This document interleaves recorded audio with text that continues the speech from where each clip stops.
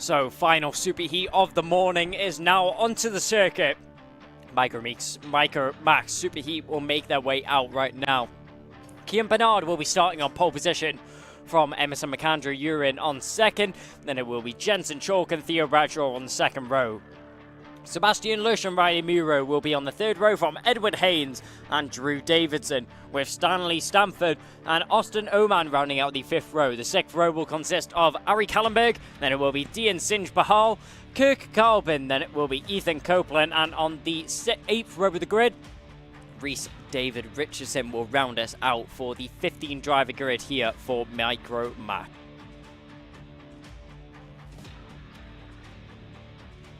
So, 2 formation laps is now what we have, and that's what we're used to as well. All of the drivers just getting themselves ready for the start of this race. They'll have plenty time to warm up their tyres and get themselves ready for the start of this one. So, around the final bend we go. You can see Kian Bernard starting on that inside line, starting on that pole position. Emerson McAndrew Urin, though, the 133. Keep an eye on him. He'll definitely challenge into the first corner. So down we go, and across the start-finish line, we go green. So into the first corner there. Will McAndrew Urin manage to go around the outside? He'll definitely try to, but is he able to? That's the question. No, he isn't. He'll have to slot in for second position. Oh, and McAndrew Urin's off. And is that our race leader in the wall? One driver went completely flying off the circuit after contact. Yellow flags are out on that section of the circuit. That was at the S's. Battenbergs are out, as the driver seemed to be in a bit of discomfort. Everyone will make their way around the track right now under the cautions of the Battenberg. The Battenberg working effectively as a full course yellow. So everyone making their way through the first corner now and down towards the S's. Red flags are out. Red flags are out. So clearly a bit of an issue there for the S's. We'll just hope that the driver is okay. The drivers all signaled to go past, or the drivers signaled to go around. I'm guessing they will be stopped on the start-finish straight. So red flags are out, and in my prediction, the paramedics will come out onto the circuit as a precautionary action to make sure that the driver is okay and is able to fitly walk away from this incident. Our fingers are crossed as we're praying in the commentary box that everything is okay. We will cut to a short ad break though, as the red flags are currently out, and we will very shortly be back with some more action from Clay Pigeon.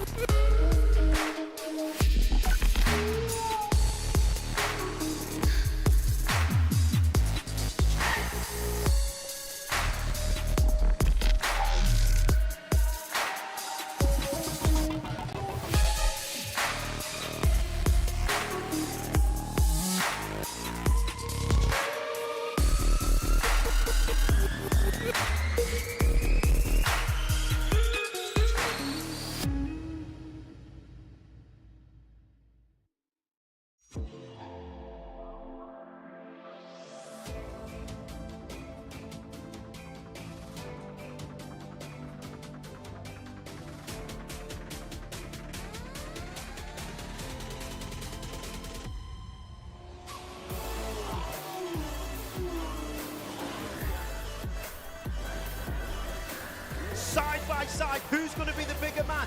Oh, big off! Straight in the gravel trap, both cars out.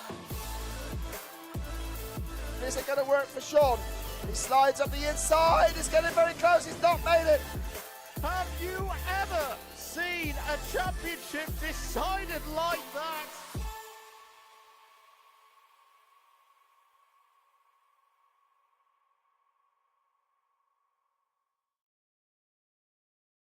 Want to get on the road as quick as possible? Pass in as little as 3 months with PassMeFast, the UK's leading intensive driving course specialists. A PassMeFast course is the fast and hassle-free way of getting your licence. Plus, our 100% money-back guarantee means it's all risk-free. This isn't your average driving course. We've revolutionised how Britain learns to drive with our fast-track test system, modern learning methods and flexible monthly payment options.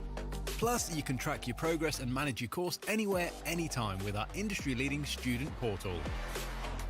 Take the faster route to driving. Book today at passmefast.co.uk.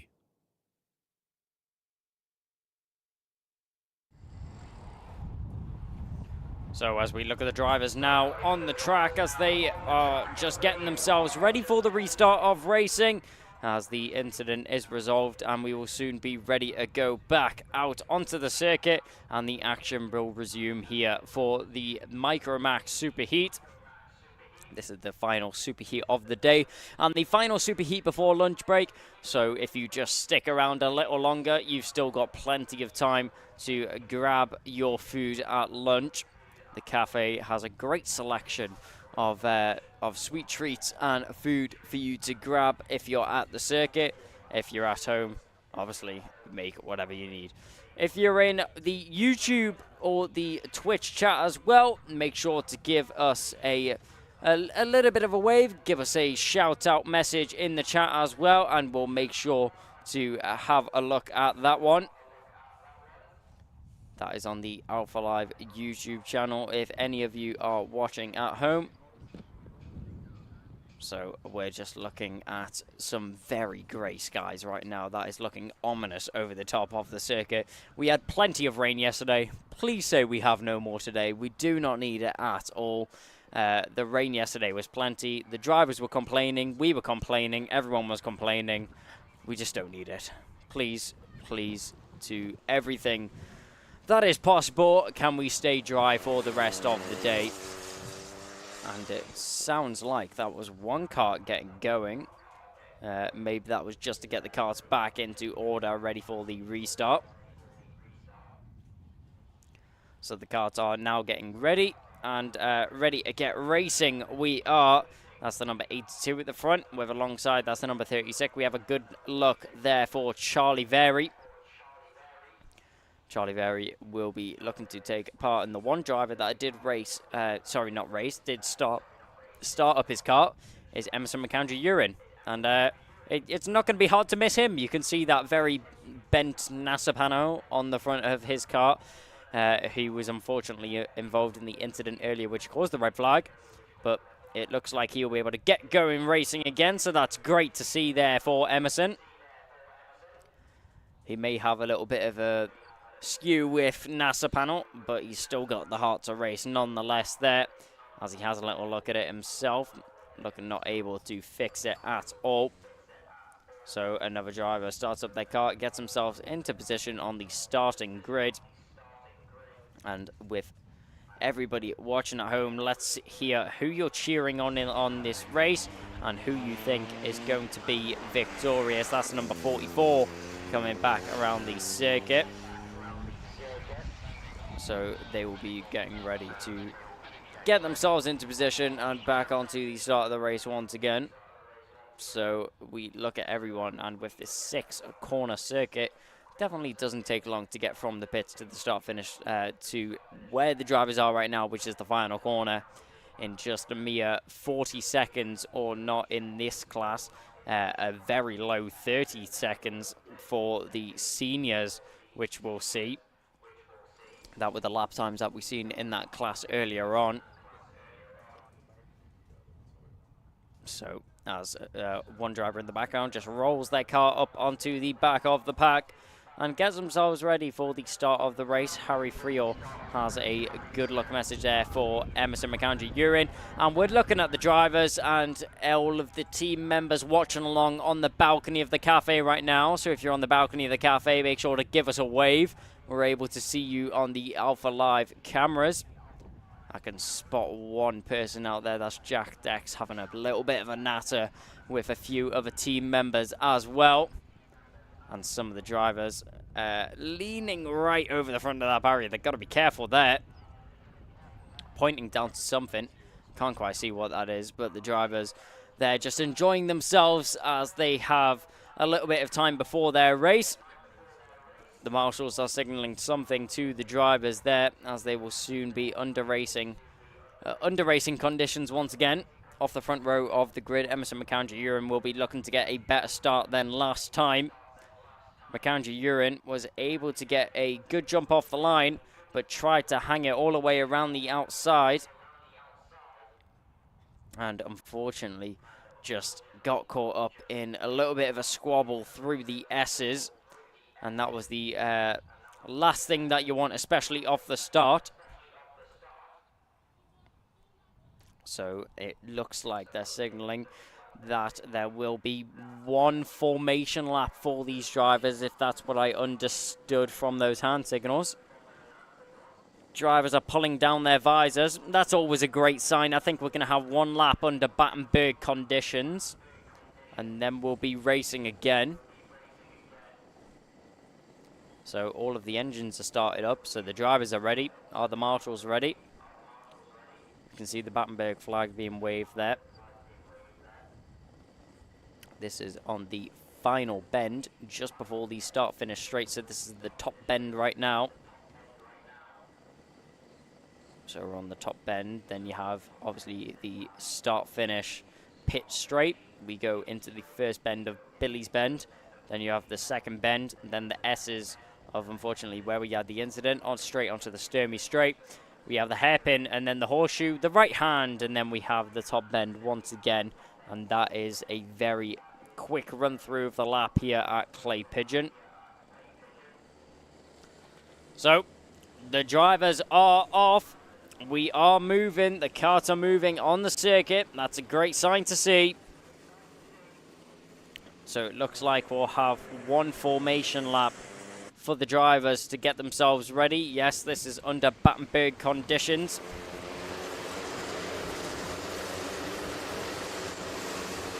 So now, as everyone makes their way through Billy's Bend and into the S's, onto the Sturmey straight, as they will warm up their tyres, weaving left and right. Through the hairpin and up through the horseshoe as well. We'll go through the right-hander very shortly. Through the right hand we go now at our leading drivers. I think it's going to be a single file start, if I'm correct. Yes, it is. A single file start. Under Battenberg conditions, we will go green from the start here. You can see Kian Bernard trying to get the best start possible. So Bernard gets a great jump there on McAndrew-Urin in second position, as they make their way through Billy's Bend and up through the S's once again. So down the Sturmey straight towards the hairpin we go. Up at the front end, Kian Bernard, he got a great jump off the line, but McAndrew-Urin has already chipped away at that gap, and he already finds himself battling for the lead in second position right now. Two drivers going side by side. That looked like that was Sebastian Lush and Edward Haynes.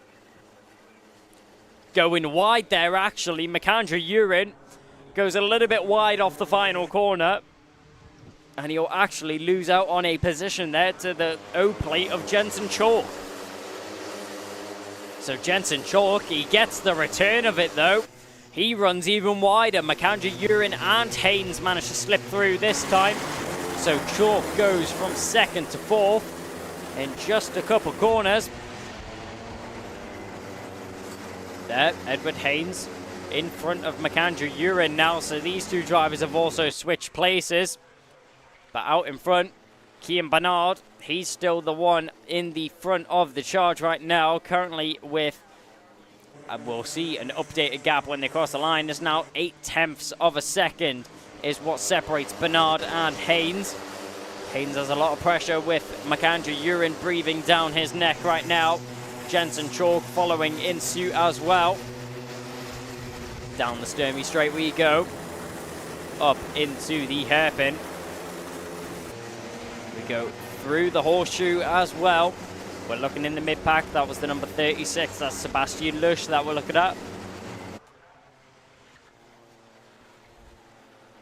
Sebastian Lush has the number 70 of Drew Davidson all over the back of him. So he's going to have to be careful there as well that he doesn't lose any time and eventually lose out on a position to the number 70.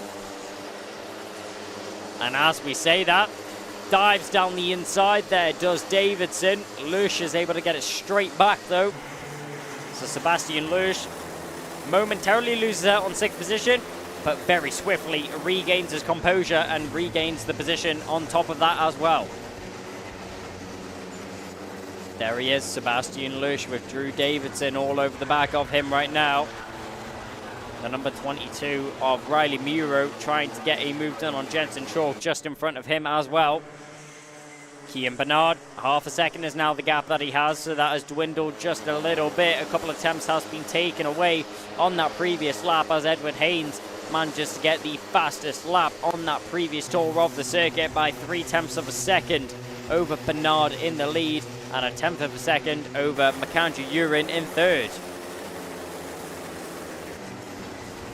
So through the horseshoe we go right now. There's the number 36, and it looks like Sebastian Lush's numbers have came off the back of his kart. So number 36 is not on the rear bumper of that kart. It was there just a few moments ago, and it definitely was there a couple of laps ago. A contact warning goes the way of Drew Davidson, so that may have been what's taken off the numbers on the back of Sebastian Lush's kart. There's the 133, that's Emerson McAndrew Urine on the back of Edward Haynes right now. Haynes still half a second behind Kian Bernard. Bernard with a great restart was able to capitalize on Emerson McAndrew Urine not paying attention to the driver in front of him, and therefore was able to pull a little bit of an extensive gap over his competitors. Down into the first bend we go, and now through the S's as well. We can see this is our leading pack. That's Kian Bernard, Edward Haynes, and Emerson McAndrew Urine. McAndrew Urine on the back of this pack, currently in the prime position right now. He's the one that can call the shots as well. He has the opportunity to sit in behind Edward Haynes, or he can go for a move on Edward Haynes, but unfortunately if he does go for that move, that would mean that Kian Bernard is able to pull a little bit of a gap over the drivers in behind him. So we keep an eye on the top 3 right now, as there's a bit of a switch up down the inside. Edward Haynes finds himself in the lead right now. McAndrew Urine was not able to follow through on the 46, which is what I would have expected to happen.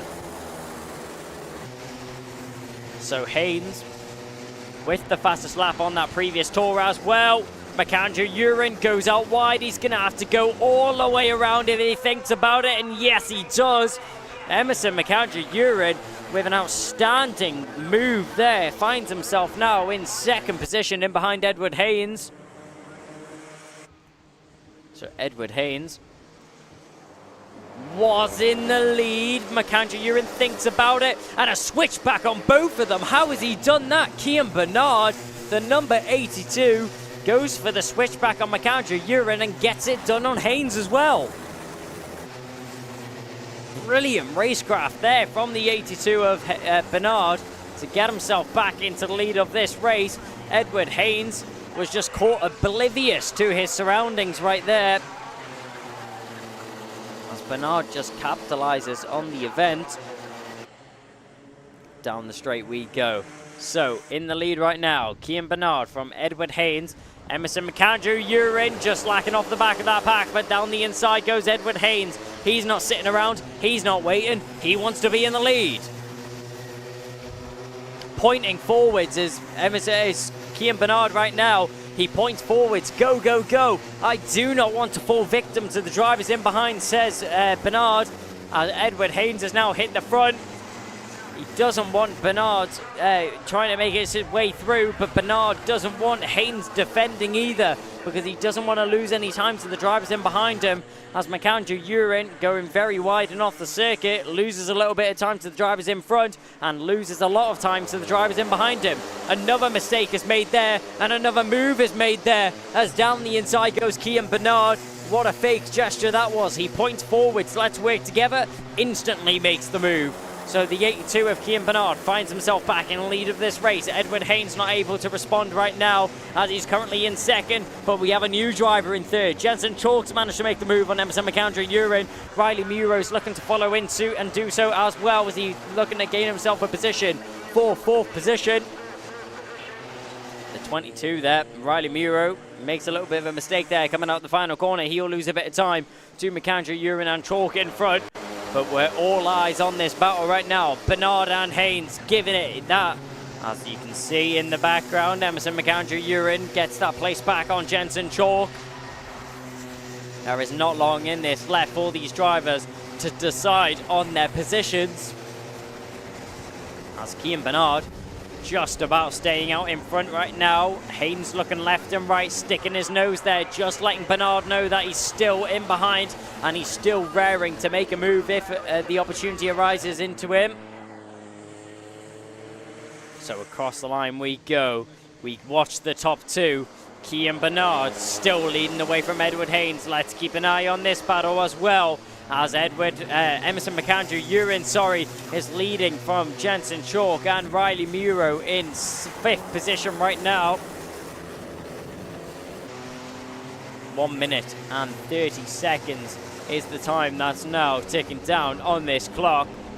So not long left for these drivers to secure their positions and figure out where they're going to be finishing. Down the home straight we go, as we see everybody now making their way across the line and down into the first corner. Kian Bernard still leading the way from Edward Haynes. Emerson Macandrew Urin just about holding on as he gets himself a little bit of breathing room over Jensen Chalk and Riley Muir in behind. He gets himself some breathing room as he now can focus on the drivers in front, and he can chase onto the back of them as well. Kian Bernard in a tenuous position right now, as Haynes has been applying pressure lap after lap. Surely it's going to build up, but will he concave to it? That's the question. The number 82 is looking composed out in the lead right now, so nothing for him to worry about for the time being. With 40 seconds left on the clock, we're looking at 2 laps remaining. Down the inside, there goes Haynes. We were waiting for this move to happen lap after lap. The time was ticking down. It was just a matter of time for it to happen. Now, will he pin himself to the white line? Yes, he will. He'll defend the inside. Macandrew Urin goes a long way round. Will it work out for him? No, it won't. Spinning out in the background goes Riley Muro after contact with Macandrew Urin. Jensen Chalk is able to fire through as well, as he finds himself in third position right now. Edward Haynes in second though. Kian Bernard still in the lead. 1 more lap remaining after this one. So we go down the home straight right now. Kian Bernard still in the lead from Edward Haynes. This will be the last lap, and it all came down to this. Jensen Chalk's now in the battle, as very wide there goes Kian Bernard. He opens the floodgates and everyone goes past him. Bernard drops down to 4th position now as Haynes, Chalk and Macandrew Urin go through. Macandrew Urin defending on the inside there. Jensen Chalk trying to find his way through. He's not able to. He loses out there to Kian Bernard, who now finds himself in 3rd position once again. But can he find himself a top 2 position? He'll have a couple corners to do so. The final corner is his last chance. He'll go into it. Macandrew Urin doesn't make a mistake. He'll hold on to it. But Edward Haynes, what an opportunistic move there from him to find himself victorious here in our final superheat of the day. Micromax always deliver, and so does Edward Haynes. He'll come out on top from Emerson Macandrew Urin in second. Kian Bernard, after a nightmare final lap, will recover to 3rd position. Jensen Chalk in 4th from Theo Bradshaw and Sebastian Lush in 6th. Then it'll be Riley Muro, Stanley Stamford, Drew Davidson, Austin Oman in 10th, then it will be Dian Sinj Pahal, Ari Kallenberg, then it will be Kirk Kapalin, then it will be Reese David Richardson and Ethan Coupland rounding out the 15 driver grid here for Micromax. But a nightmare in the final stages of the race there for Riley Muro, who was battling for a top 3 result, just makes one mistake, clips the rear bumper of Emerson McAndrew Urine, and his car goes round, and he finds himself finishing down in 7th. But that's it for this morning's action. That'll round out the superheats that have taken place here at Clay Pigeon. And this is just a taster of what's to come. We got ourselves ready for the afternoon, which will start very shortly. It will start off with the Mini Inter Final.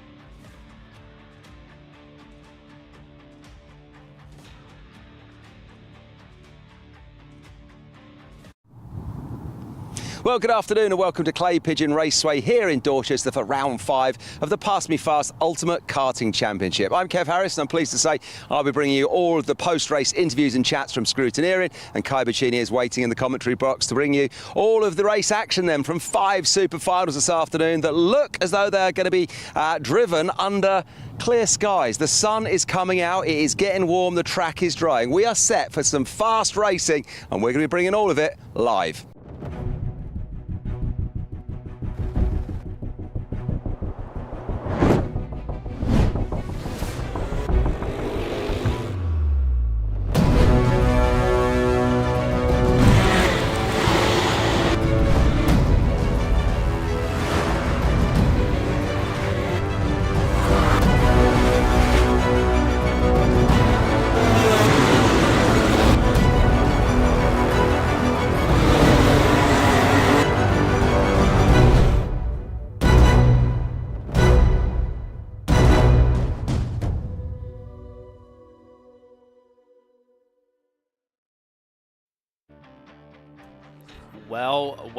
Well, here we are. An afternoon of racing we have been waiting for. We're into the finals and we will soon be underway with the racing. Mini Inters is going to be the first class which make their way onto the circuit, and starting on pole position it's going to be Jacob Ashcroft with Charlie Wolfett alongside him. Charlie Very and Thomas Hill will be on the second row. From Eva Morris, Hans-Hein Kahn, Benjamin Lorne and Jake Grufferty on the fourth row. Fifth row will be Isabella Stanswell Wilson and Jack Collington. Then on the 6th row of the grid, we'll see Alex Goodson and Stanley Clark. From Oliver White and Daniel Minto on the 7th row. 8th row will be Oliver Meek and Harris Arley. Jack Cordingley and Elliot Surtees on the 9th row. And rounding out on the 10th row of the grid in 19th position, Amaya Thompson will take us away from that place. So, drivers now make their way onto the circuit for their final race of the day. And this is what it all comes down to. Mini Inters definitely provided in the Superheat earlier, and I can only expect it to be multiplied by 10 in this Super Final. If you're watching along at home, let us know who you support and give us a message in the YouTube or the Twitch chat, and make sure to give us a follow and a subscription on YouTube. So, 2 formation laps for these drivers. It won't take long as we'll have one of the shortest circuits on the calendar. 820 meters is all that these drivers have to tackle, but it's definitely not the easiest one out there. So, around the circuit we go, and down the home straight. Drivers have plenty of time to warm up their tyres and get themselves ready for the start of the race. And I can tell you now, after a little bit of break, a little bit of a lunch break to rise the nerves a little bit, I am so excited for this one to get underway.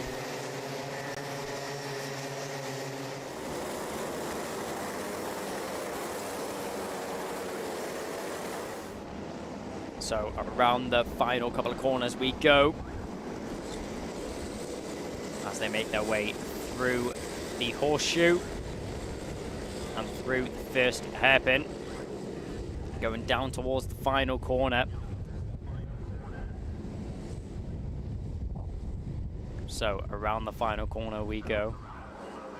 Mini Inter will very soon be underway. Jacob Ashcroft and Charlie Wolfett will take it away from the front row of the grid. Let's see what happens here. 12 minutes of action-packed racing is now underway. Green flag flies and we now go through the first corner. Everyone battling for position, 2, maybe even 3 wide in a few positions, as a couple of drivers are going to have to take to the grass as they make their way down towards the S's after a little bit of contact. Through the first hairpin we go, a couple of moves being made towards the back end of the pack and through the horseshoe. Everything up at the front end just about staying in order as we see Thomas Hill make a move in the background. So down towards the final corner. You can see around the final corner, down the home straight we go. We'll have an update. Who's out in front? Charlie Wolfett. What a surprise from Thomas Hill in second position, who's breaking up the 2 competitors. Jacob Ashcroft's in third, from Charlie Very in fourth, and Jake Grufty finds himself in 5th position right now. A little bit of a look over the shoulder there from the 1-2-2 of Jacob Ashcroft as he tried to find his way through. Thomas Hill just in front of him. Jacob Ashcroft used to battling with Charlie Wolfett. We know those two will go head to head later on in this race, and we know that it will be a battle to wait for. They have been battling like that all season long, currently leading in the championship. It's gonna go the way of the 1-2-2. I'm pretty sure that Charlie Wolfett is still in the lead of the championship. That's an overtake in the background there. That looked like that was the number 73 of Charlie Very making a move on Thomas Hill.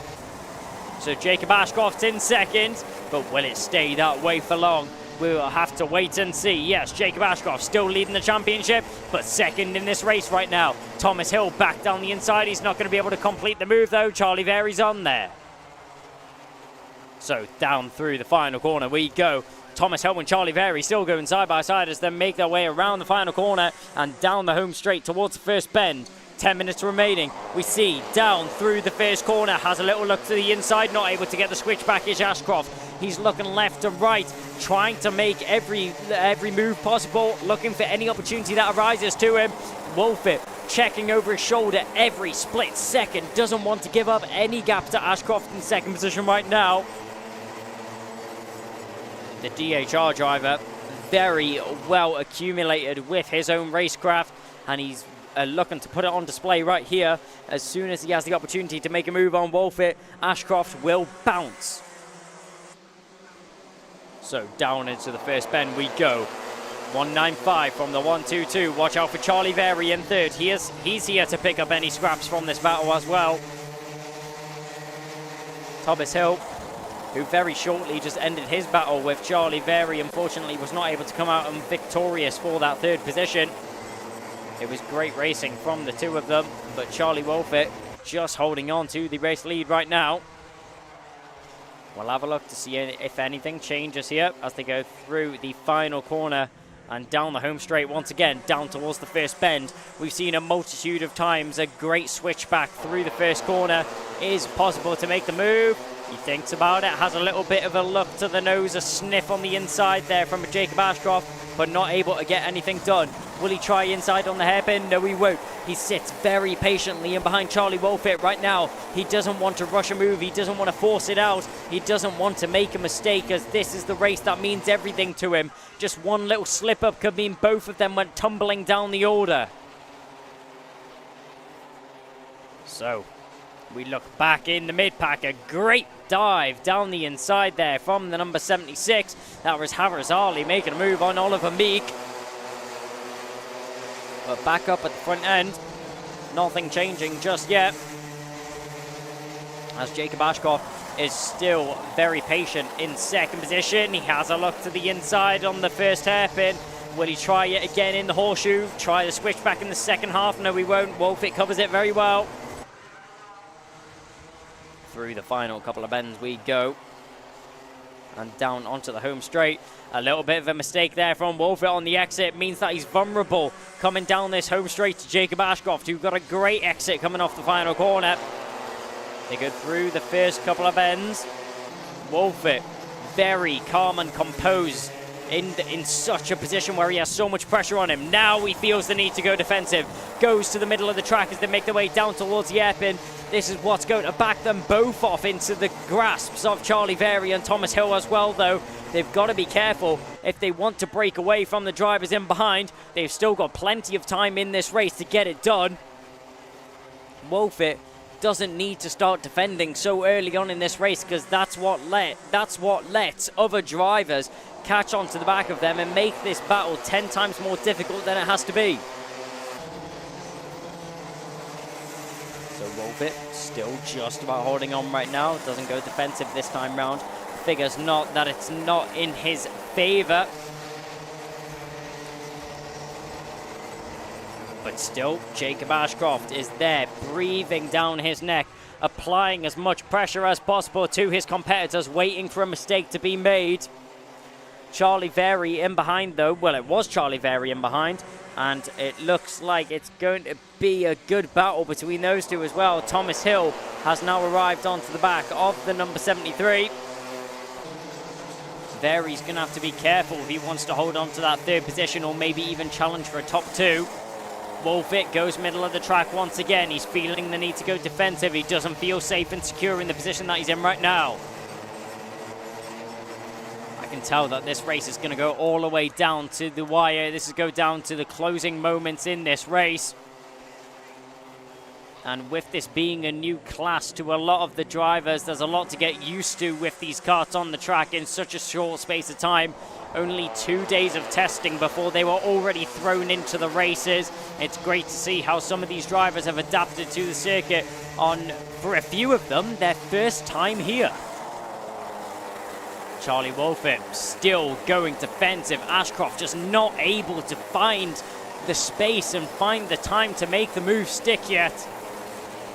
The 1-2-2, I can tell you, will be drawing restless very shortly as time is just ticking down on the clock. Wolfett doing a great job at trying to waste it. Wolfett, his game plan right now is to just keep himself in the front of the race, and if he can, try and hold off Ashcroft in second right now. Oh, there's a spin there. That's the number 85 coming into a few issues. Didn't quite catch the name of who that was. But the number 85 having a couple issues. He'll fall down the pack. He was already outside of the top 20. So not a disaster for anyone within the top 20. But up at the front end, from what was a two-kart battle, it's now all opened up. The floodgates have opened. And there is now what looks like 5 drivers on the scene, all battling for this first place in the race. This is anyone's cake to take right now, as Charlie Wolfett is not safe in any means necessary. Neither is Ashcroft, neither is Hill, neither is Very, as Morris is now arriving onto the back of this one. Where on earth has Morris came from? Either way, he finds himself in 5th position right now. Wolfett still finds himself in the lead. I'll be very surprised if it's a light to finish race here for Wolfett and he's able to win it. It's going to be close up at the front end, but Jacob Ashcroft will give it his all to try and find a place to get himself into the lead of the race. It's just looking to be a tricky challenge right now. As around the final bend we go, the top 5 still separated by nothing. Less than a second separates our top 5 drivers. Less than half a second separates the top 4. Thomas Hill has a look on the inside. He thought about going for the move there on Ashcroft.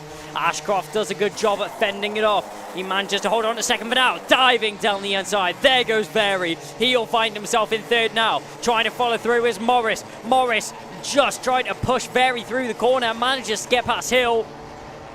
So Morris not able to get past 2 of them, but he's able to get past 1 as he manages to find himself now in 4th position. So Thomas Hill drops from 3rd to 5th. And this now means that our front 2 drivers have broken away from the rest of the pack. The battle's still going on. Morris gets himself back into 3rd position now as Charlie Very drops into 4th. But not for long, he goes straight back down the inside. Charlie Very is there. You cannot count him out. And he'll make the move as swiftly as possible. A textbook overtake there that he's able to secure on his competitor. But up at the front end, I do wonder what's going on with such short time. Right now, you can see Charlie Wolfett just hanging on in front of Jacob Ashcroft. It's so close between the 2 of them. And you cannot say it's going to go either other way than when the checkered flag is flying. Ashcroft, good exit there off the hairpin. Will he try something into the dog leg? No, he's not. Still patient, biding his time, waiting for the right opportunity. He doesn't want to force an overtake. Ashcroft did just pick up a contact warning though, so I wonder what that was for. Ashcroft picks up a contact warning, yet he never touched the front of the race. Wolfett goes defensive, and that's opened the door there. Ashcroft down the inside. He'll get himself into the lead of the race. A great move there from the 1-2-2. The 195 of Wolfett just overly defensive into the first corner.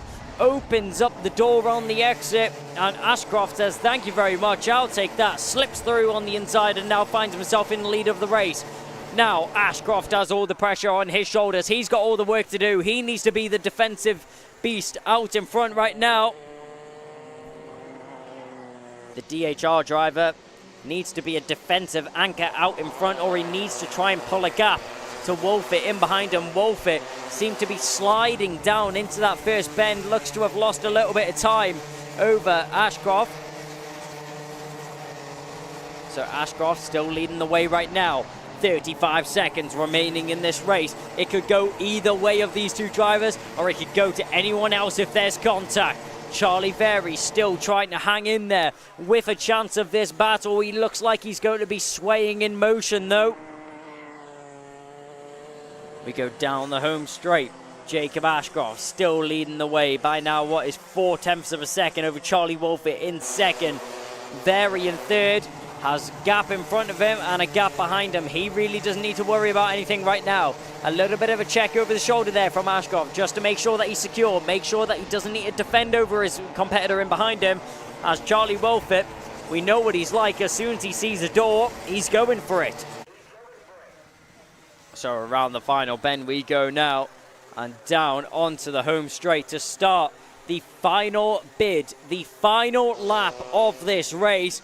Jacob Ashcroft will lead us onto it, and Charlie Wolfit is tucked right in beneath that Lando Norris chassis, that DHR kart. Let's see what Wolfit's able to do. Check over the shoulder there from Ashcroft. He doesn't feel the need to defend. Charlie Wolfit, fastest lap last time round. Only a few more bends to go though. Will he be able to pull out something magical? It would be the move of the century if he manages to get the move done on Ashcroft in this final bend. He's just praying for Ashcroft to make a mistake, but Ashcroft won't. He'll round the final bend and he'll come down the home straight to win here in round 5 of Clay Pigeon for the Ultimate Karting Championship. What a race there from Jacob Ashcroft.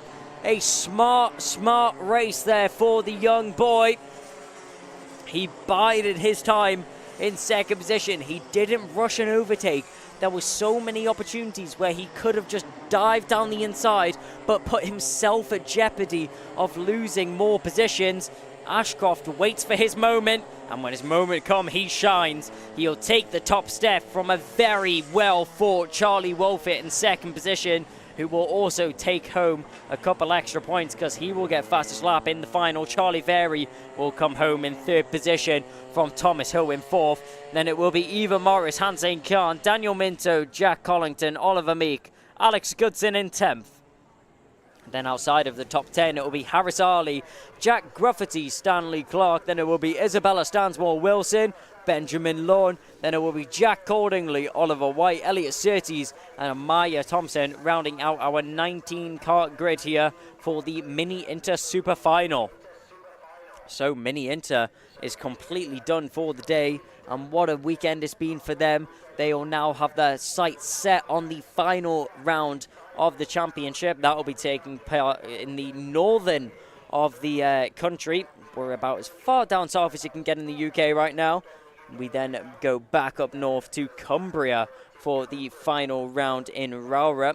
There's an update of the standings, well, the provisional standings on your screen of where the drivers finished.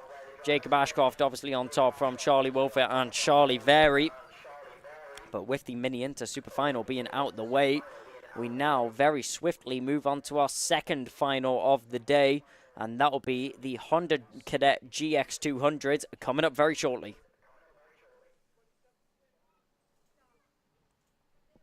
So, as we wait for these cars to come out on the circuit, we'll see that we're getting ready for them to get going again.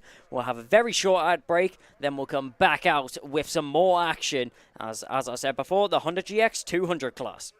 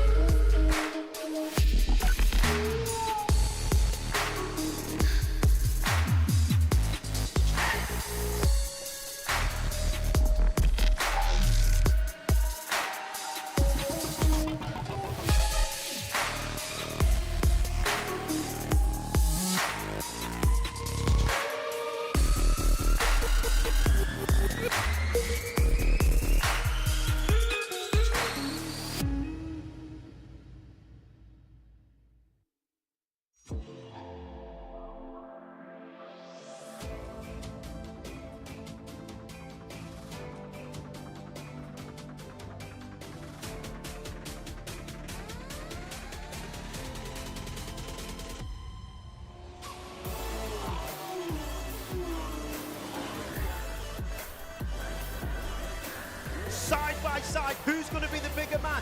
Oh, big off! Straight in the gravel trap, both cars out. This isn't going to work for Sean. He slides up the inside. It's getting very close. He's not made it. Have you ever seen a championship decided like that?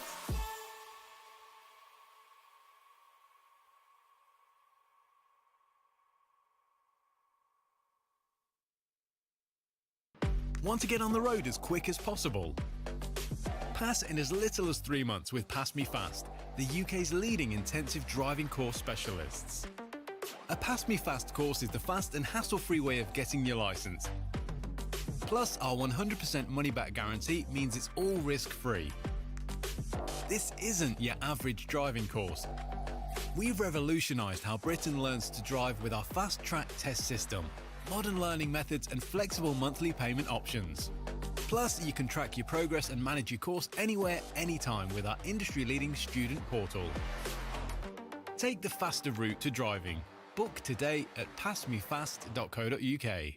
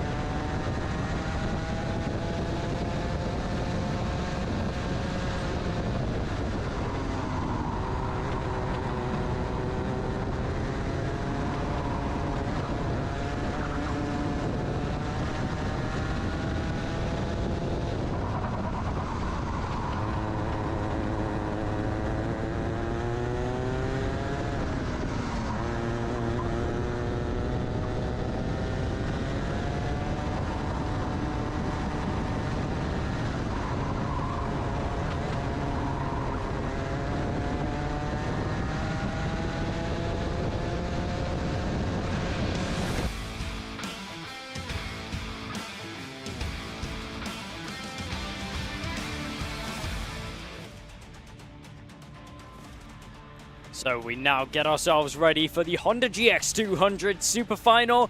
We are ready for them to make their way onto the circuit. Let's have a little look at the running order for that. Theo Bradshaw will be starting on pole position with Ryan Wright alongside him. Then it will be Ed Spain and Ashley Haas on the second row.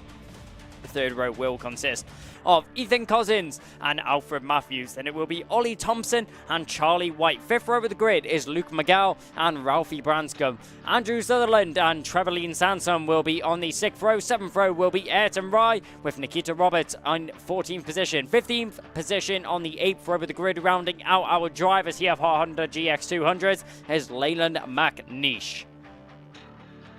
So that's all of the drivers that are going to be competing here in the Honda GX200s class.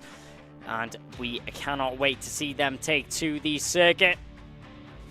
Everybody just getting themselves ready on the dummy grid right now. All of the drivers already in their cars prepared to take to the circuit. So as we have a little bit of an overview here with some great drone footage, you can see that bottom corner there, that is going to be what looks like the bend after the first corner.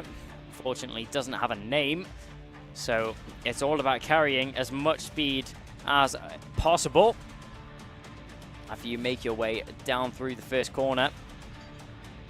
This track is a very tricky one for the drivers. It's all about keeping up that minimum speed and carrying as much momentum as you can possible around this circuit. So we just sit tight and we're going to have to wait for the Honda GX200s to make their way onto the circuit. There's a little bit of an overview of the paddock there. You can see some of the mechanics and drivers from the other race. That's one of the mini intercarts pulling out there. Looks like that was Charlie Wolfett walking away from Parc Ferme. So some of the mechanics are just standing on the grid waiting for their Honda GX200s to make their way onto the circuit. Obviously, Honda GX200 is the only class which will be taking a standing start from the grid. The rest of them, we will be seeing rolling starts from everyone.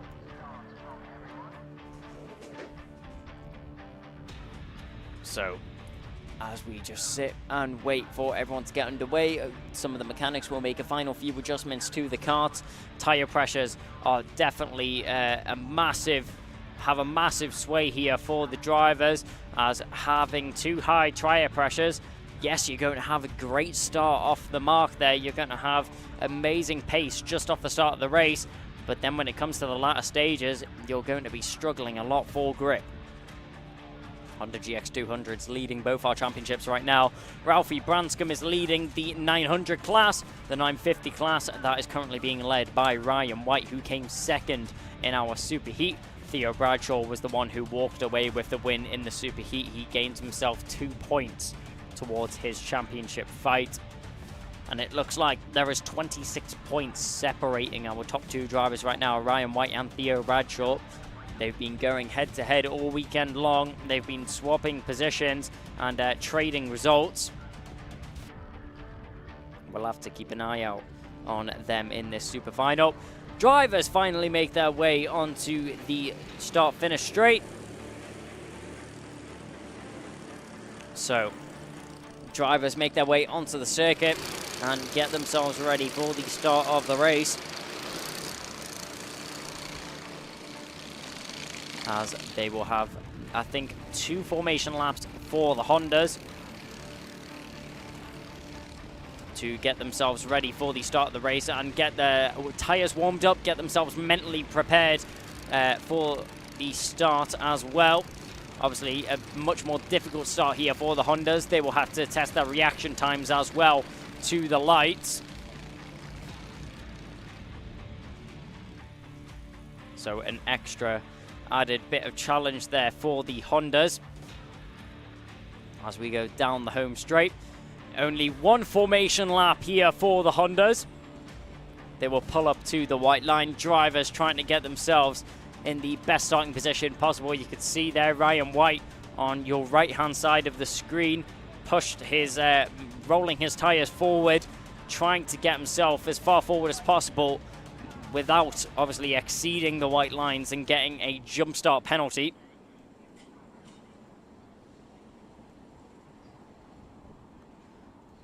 So, as all of the drivers are in position, we get ready for the start of the race. The marshal will walk down the middle, check all the drivers are in position, and we will very shortly be racing here with the Hondas.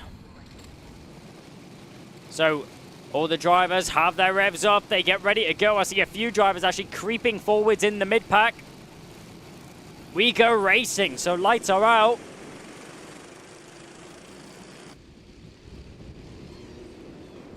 So, a great start there from Ryan White. He gets the dive down into the first corner, and he'll be in the lead right now.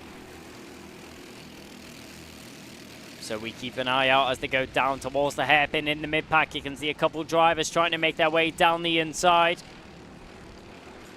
as one driver goes round in the background. So a spin in the background for one of the drivers there. Didn't quite catch who that was, as it was just in the back of our shot. So round the final bend and onto the home straight. For the first time in this race, the Honda GX200s will cross the line. We'll get an update of the order. Ryan White, and what a surprise in second position, Theo Bradshaw. These two drivers, we're going to have to keep an eye out for them if they will start battling, because when it does, fireworks definitely get set off. Ashley Haas is currently in third from Ed Spain, and Alfred Matthews in fifth, with a great gaggle of cars, all trying to battle for position. There you can see, that's the number 43 of Theo Bradshaw, getting a little bit of a load there through the horseshoe, getting pushed out a little bit wide by his competitors in behind him. That looks like that was Ed Spain just pushing into the back of that Zip car. Actually loses out on a position to Ashley Haas there. So Ryan White trying to take advantage of all these drivers tucked up in a battle behind him, trying to pull away from the rest of the field. And if he can take advantage of this, and if he can pull a little bit of a gap, that will definitely aid him in the last stages of the race, when Theo Bradshaw is going to have to push as hard as possible to try and catch on to the back of them. You can see battling the two teammates there. Ashley Haas and Ed Spain still going at it. Ashley Haas just about staying in third position for the time being. Nothing quite switching or changing between the two of them. As we go down the home straight once again, Ryan White still in front by 1 point. It looks like 1.1 seconds. as we're still waiting for the timing to update. But Ryan White currently has the fastest lap of the race under his belt. That's quickly taken away by Ethan Cozens as Cozens crosses the line. So round the horseshoe we go. Up at the front end, that's Haase, and it looks like Cozens battling now. So has Cozens gotten past Ed Spain, or has Ed Spain gotten in front of Haase? No, he hasn't. So it looks like Ethan Cozens has made a move there on Ed Spain. So Ed Spain drops down into 5th, Cozens in a 4th, and Cozens is now pressuring for 3rd position down the inside. There's a move there from the number 12. That looks like that's going to be Charlie White making a move. So Charlie White making a move on Alfred Matthews. Theo Bradshaw picks up the fastest lap of the race that time round. 40.542 was the time that the number 43 was able to set. Watch out in the mid-pack. You can see drivers still shuffling 4 positions all the way through. The number 12 there. Once again, we've mentioned this name a few times now. Charlie White is getting involved in this battle, trying to capitalize on there being such a large pack. When drivers are closer together, obviously it's a lot easier to try and gain multitude of positions in such a short space of time.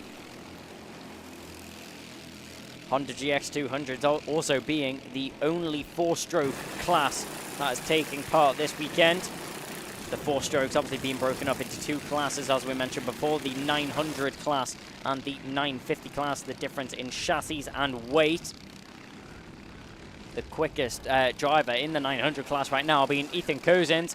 Ethan Cozens not quite up at the top end of the 900 class championship table, unfortunately, though, as this is his first weekend competing in the Ultimate Karting Championship.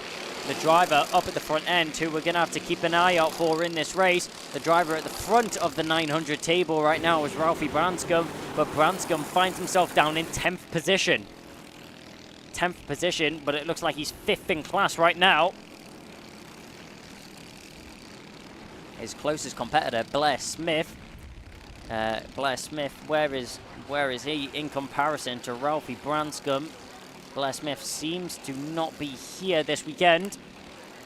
So Leyland McNeish is then the only driver that Ralphie Branscombe needs to worry about right now. And Leyland McNeish with a bit of an issue off the start. We saw the spin earlier on. McNeish finds himself in 15th position. 15th and last right now for Leyland McNeish. Nearly half a lap behind the rest of the field. But up at the front end, Ryan White, who used to have over a second gap on the rest of the field.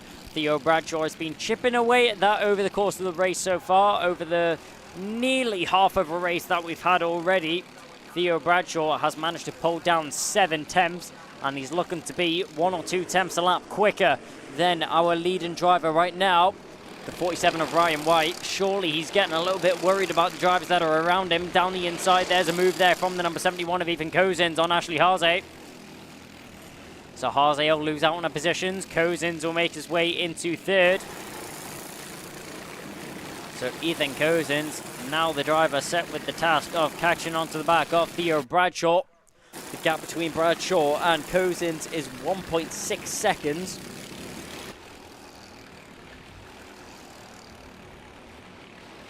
Gap between Ryan White and Theo Bradshaw, though, just a mere 1/10 of a second, with Theo Bradshaw lapping amazing pace right now. 40.1 was the time on that previous lap set by the number 43. A 40.3 was the time set by Ryan White, so 2 tenths slower than Theo Bradshaw. But the number 47, number 43 will go into a gallant battle in the second half of this race. And this is what we've all been waiting for. We've been sitting patiently, waiting for the number 43 of Bradshaw to catch on to the leader. Never mind catch on to the leader. He's already made the move. So Theo Bradshaw already finds himself in the lead of the race. Ryan White is knocked down to 2nd in the race right now, as the number 43 finds himself out in front. Ryan White, though, will he get an opportunity to go back at Theo Bradshaw, or is this a done deal already Will Theo Bradshaw be able to extend the lead and extend the gap that he's already managed to catch down and pass Ryan White on? We know Bradshaw has the pace, but with the slipstream, will Ryan White now be more competitive? And will he be able to contend with the pace that Theo Bradshaw is putting down on the circuit? He was a tenth slower on that previous lap. Not the end of the world, but it's still time that's being lost. Ethan Cousins, though, he's getting on with his own race. He sets the fastest lap last time round.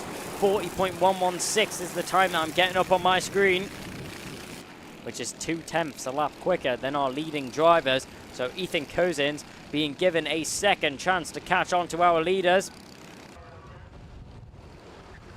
With just 4 minutes left in this race, there's not long left for these drivers to secure the position that they're hopeful for. As Ryan White just waiting for a chance to get back on the offensive and get himself back into the lead of the race, as Theo Bradshaw is doing a great job to maintain the momentum and continue on in that leading position, diving down the inside. What a move there. That looks like that was Ashley Haase making a move on Ed Spain. Yep, Haase made the move on Spain. Spain must have made a move earlier on in this lap to get himself past Ashley Haase. Haase gets that move back as swiftly as possible. But talking about in a rush, one driver that's not is Ryan White right now. He's just sitting in behind Theo Bradshaw. Maybe he's waiting, looking at where Theo Bradshaw is more vulnerable on the circuit.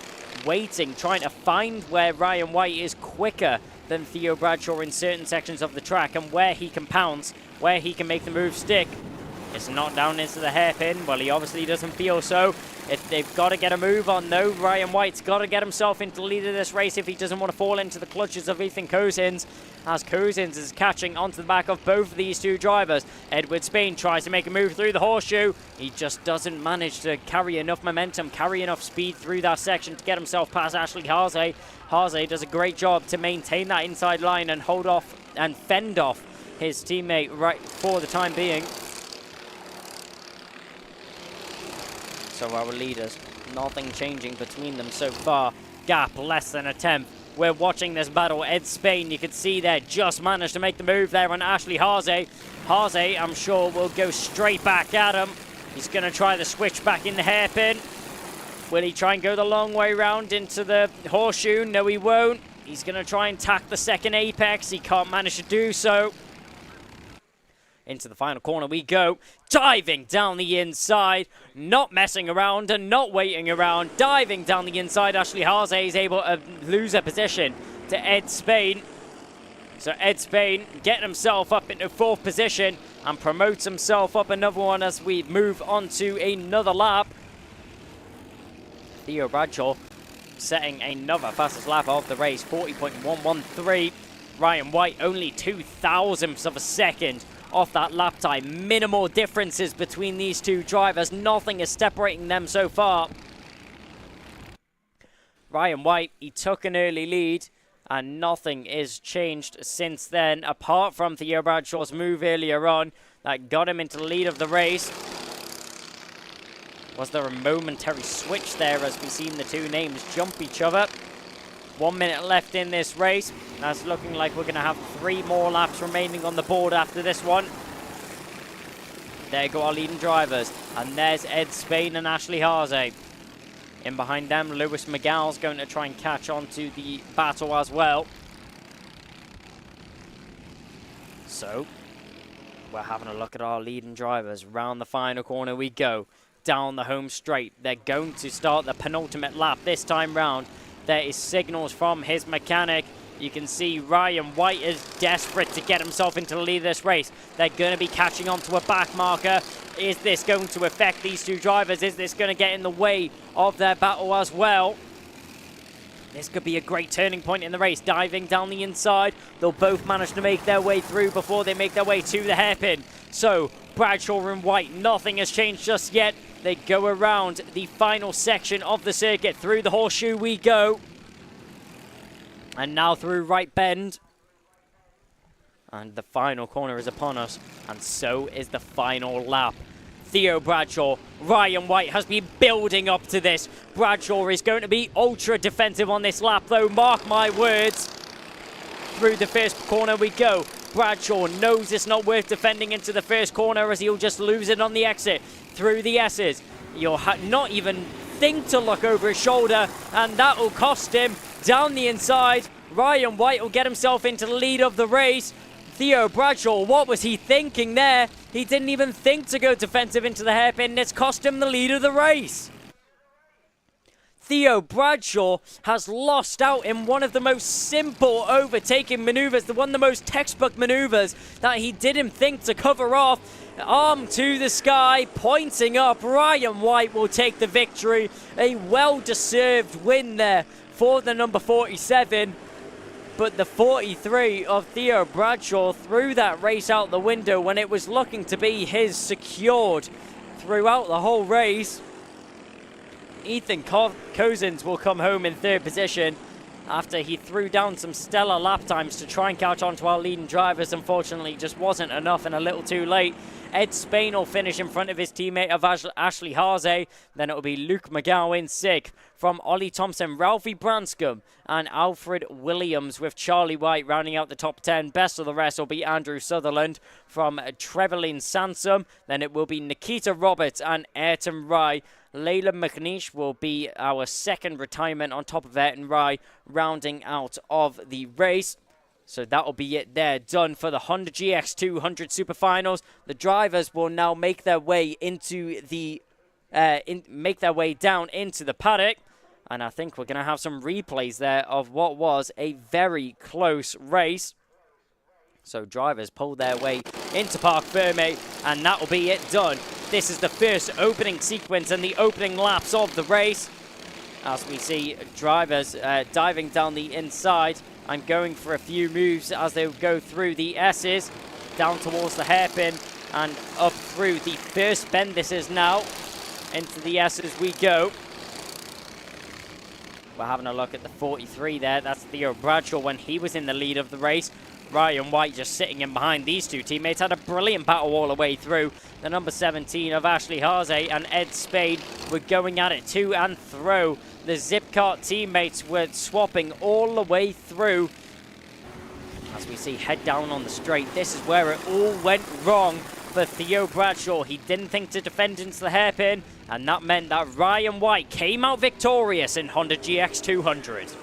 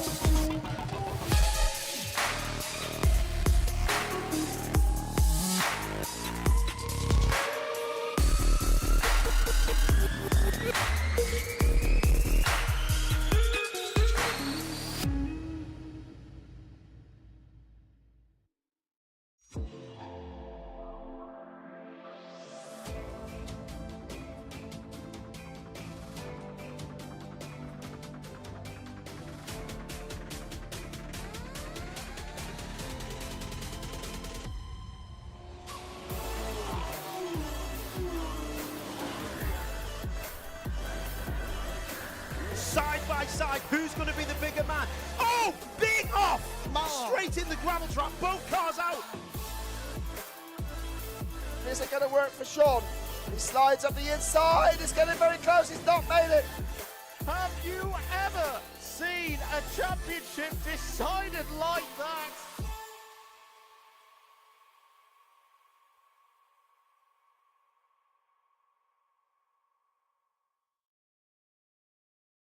Want to get on the road as quick as possible? Pass in as little as 3 months with PassMeFast, the UK's leading intensive driving course specialists. A PassMeFast course is the fast and hassle-free way of getting your licence. Plus, our 100% money-back guarantee means it's all risk-free. This isn't your average driving course. We've revolutionised how Britain learns to drive with our fast-track test system, modern learning methods and flexible monthly payment options. Plus, you can track your progress and manage your course anywhere, anytime with our industry-leading student portal. Take the faster route to driving. Book today at passmefast.co.uk.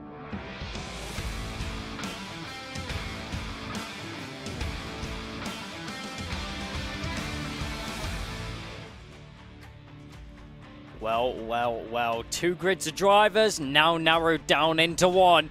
Junior Rotax Super Final is about to take their place onto the circuit, and Ollie Stevens is on pole position, with Archie Buttle alongside him from Lizzie Mentia and Reese Bailey. Zach Turner and Alexander Coe in 6th position. 4th over the grid will be Deacon Russell from Jack Hobson, Yarrick Metters from Arthur Thacker in 10th. Then it will be Jack Thompson, Charles Green, Jack West, Zane Quaker, Joshua Whittaker, and Harry Gilbert rounding out the 8th over the grid.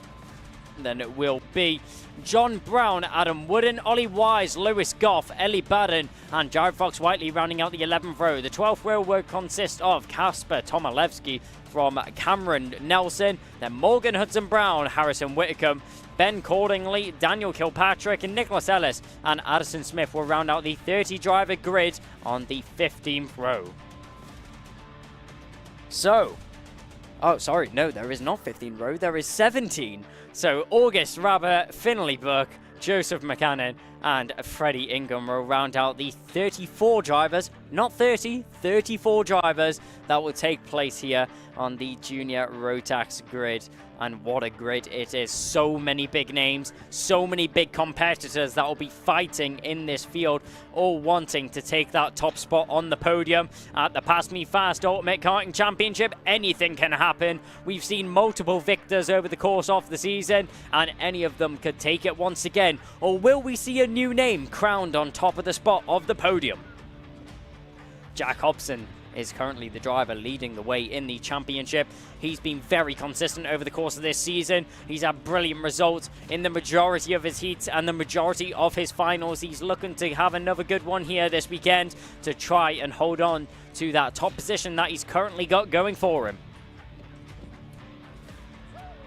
So if you're in the YouTube chat, whilst we're waiting for these drivers to go out on the circuit, we'll wait and let's see if we can have a couple of good luck messages here from the drivers.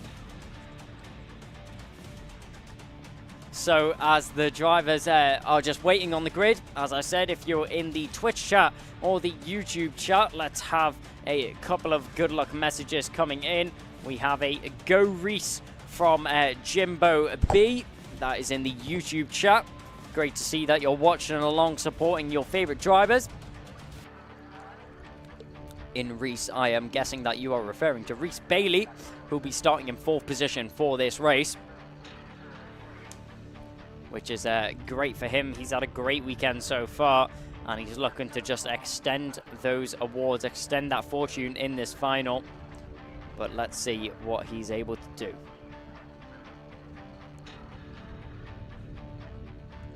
We have another good luck message coming in here for Zane Quaker. This is from Mary Joyce. Mary Joyce says, "One in, Zane Quaker." Let's see what he... Sorry. There is a correction in the chat.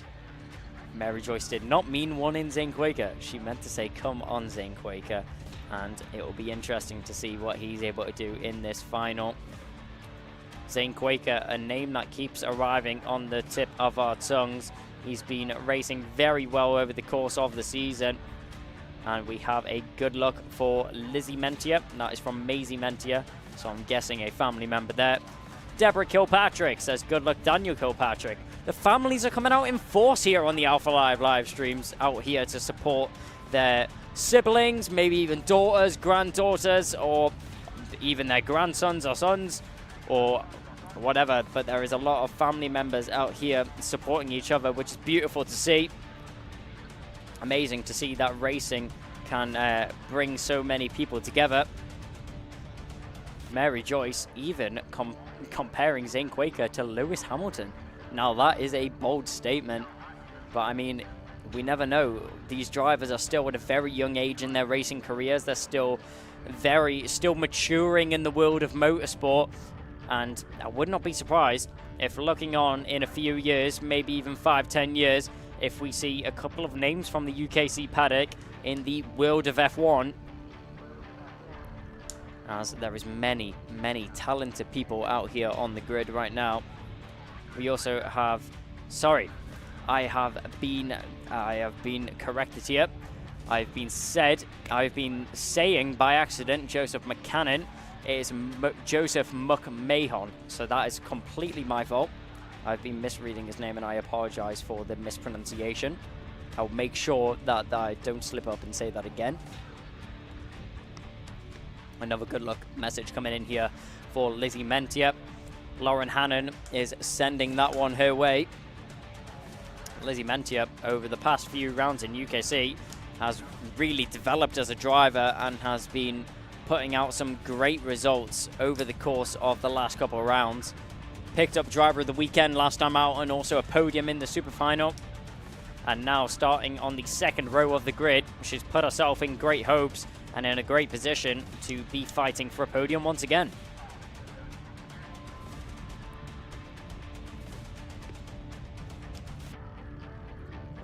So there seems to be a little bit of a hold up before the junior Rotax drivers make their way onto the field and make their way out onto the circuit for racing. A lot of people watching trackside, and a lot of you guys enjoying the action from home as well. we hope that you've had a great day watching the action along with us and documenting the drama which has been unfolding out on the circuit, of which there has been plenty so far, and I would be lying when I say that there won't be any more drama out on the track, because there definitely will be when we've got the likes of Junior Rotax, Senior Rotax and Micromax to still go out on track. Andrew Gill sending in a message saying, "Go on, Ollie Stevens, you can do it." Let's see what Ollie Stevens is able to do. Mark McMahon sending in another good luck message for Joseph from him and his cousin Sophia. So Joseph McMahon has a lot of support coming in from his family here. It's great to see him taking part in this super final, and hoping he's enjoying the Ultimate Karting Championship paddock, a fresh name to the field, and it's good to see that he's racing along with us.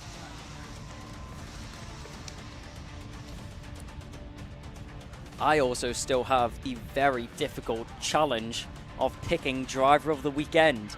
So everybody in the YouTube chat and also the Twitch chat, if you want to send in your nominations for driver of the weekend, if you want to send in those, and also if you want to tell me why you believe those drivers are worthy for the nominations, make sure to let me know. I will be reading the messages in between the races. But for now, we turn our focuses to the track.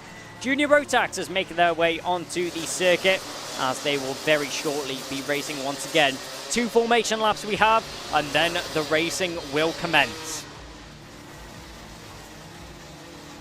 This is where warriors are crowned. Clay Pigeon, a very historic track for the world of British motorsport. And a multitude of years ago, in the 1980s, we even seen a very familiar name of David Coulthard was crowned British champion on this track. So many big names in motorsport. David Coulthard, a 13-time Formula 1 champion, as I mentioned, was crowned the British champion in the 1980s. On this circuit itself. And now with the new generation of drivers taken to the circuit, the question is, who of them will come out victorious and who of them will continue on in the ranks of motorsport?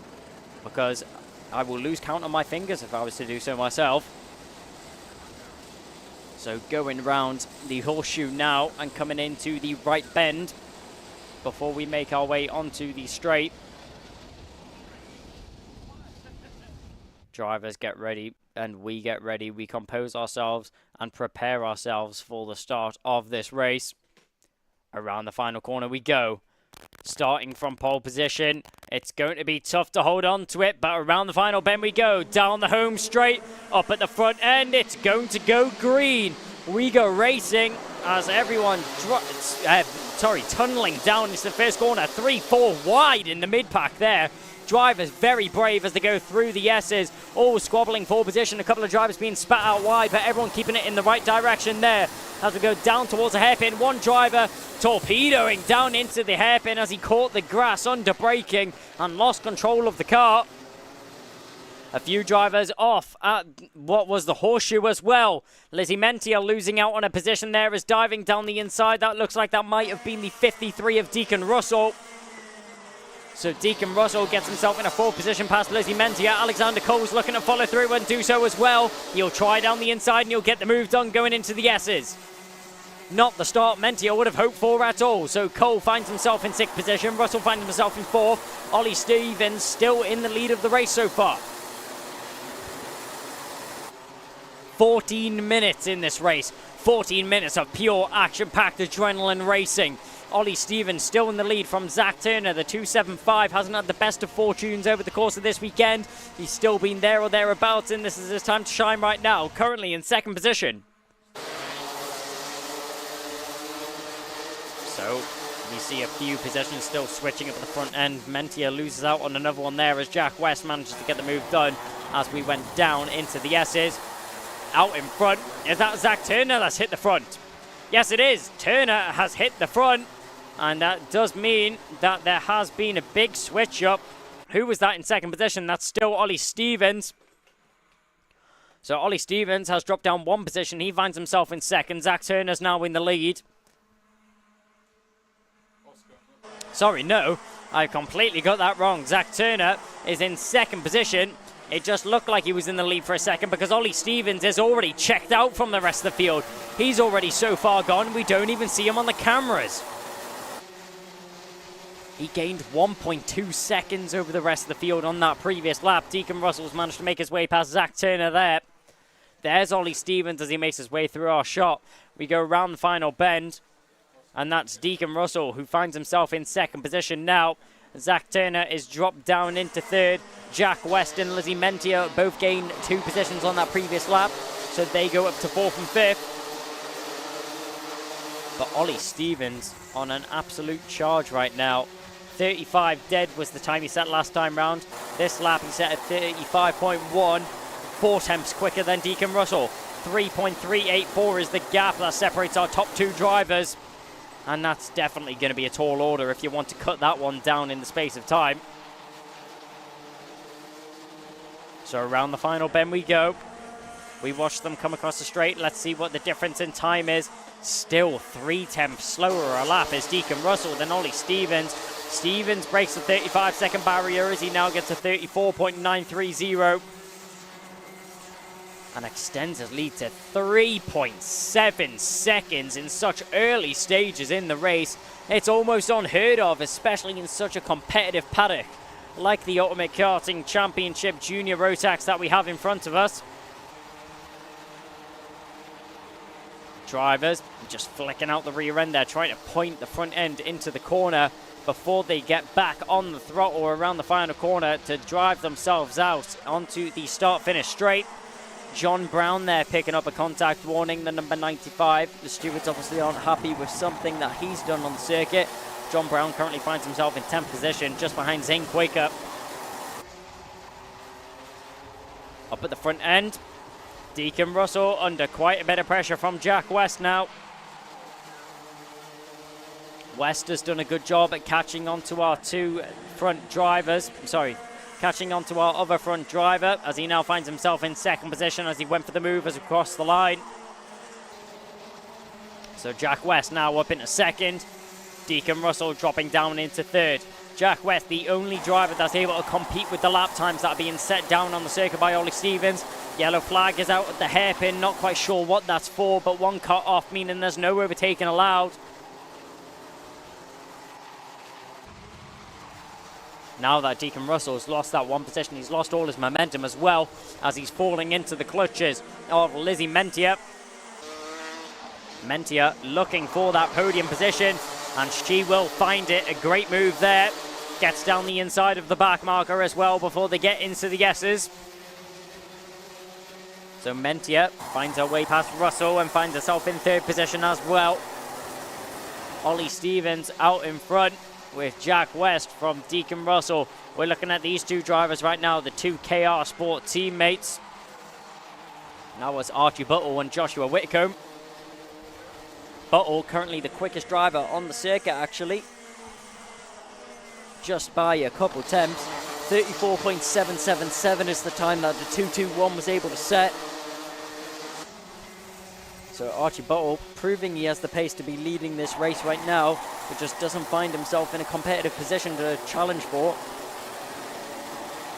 Ollie Stevens still with nearly a 5-second lead over Jack West in second position. Diving down the inside, that was one of the SPR drivers looking for a move. Couldn't quite catch who that was, but squabbling in the mid-pack. So Archie Buttle manages to find his way past Deacon Russell as well.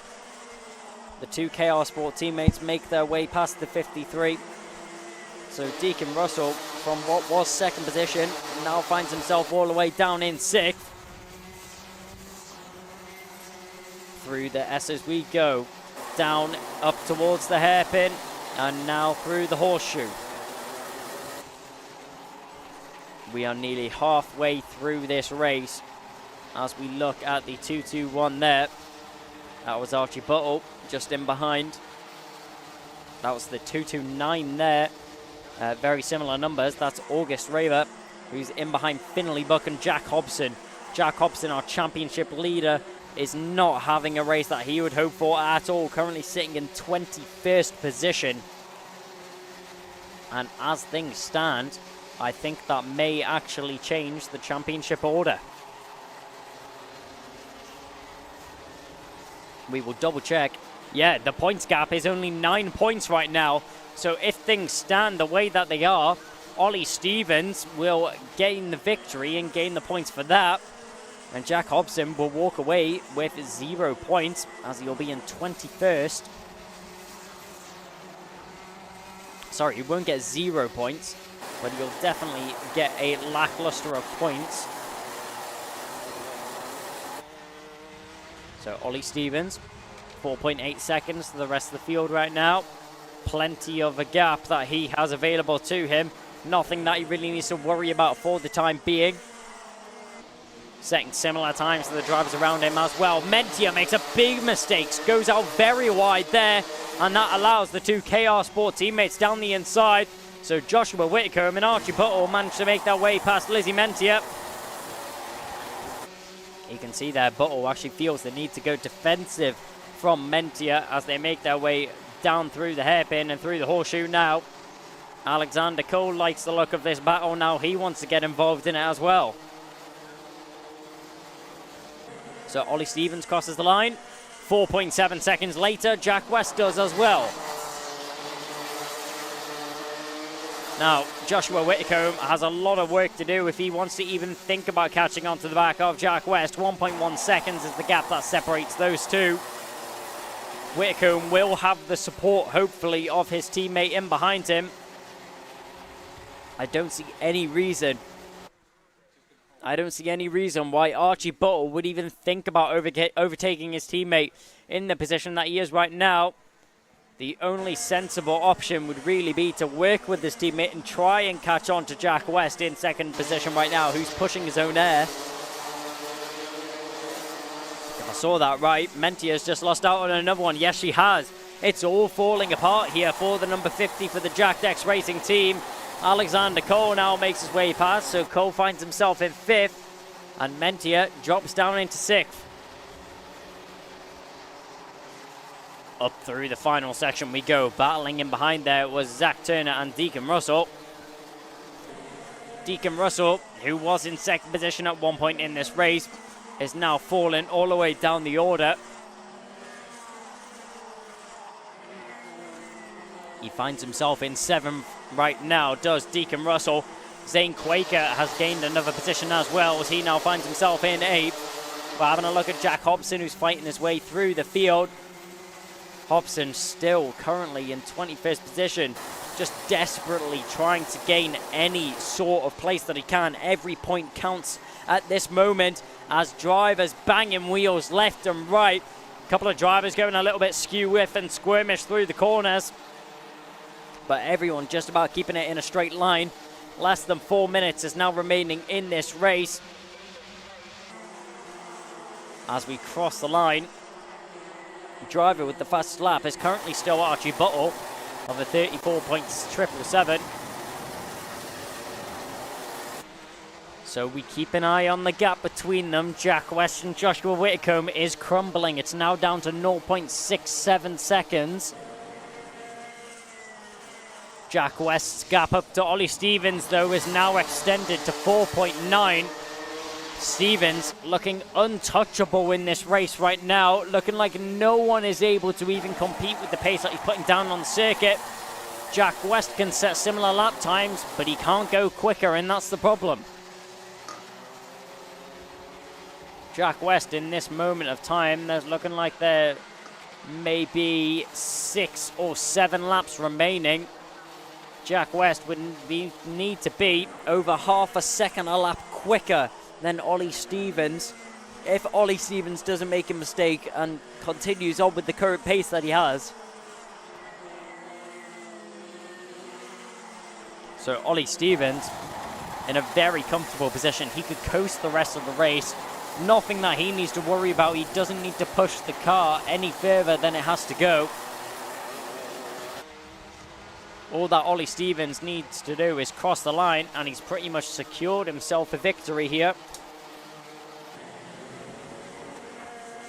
So 2 minutes and 12 seconds is left on the clock. Gap's 4.8, but it's now came down to 3.8 tenths is what separates our fourth and third driver.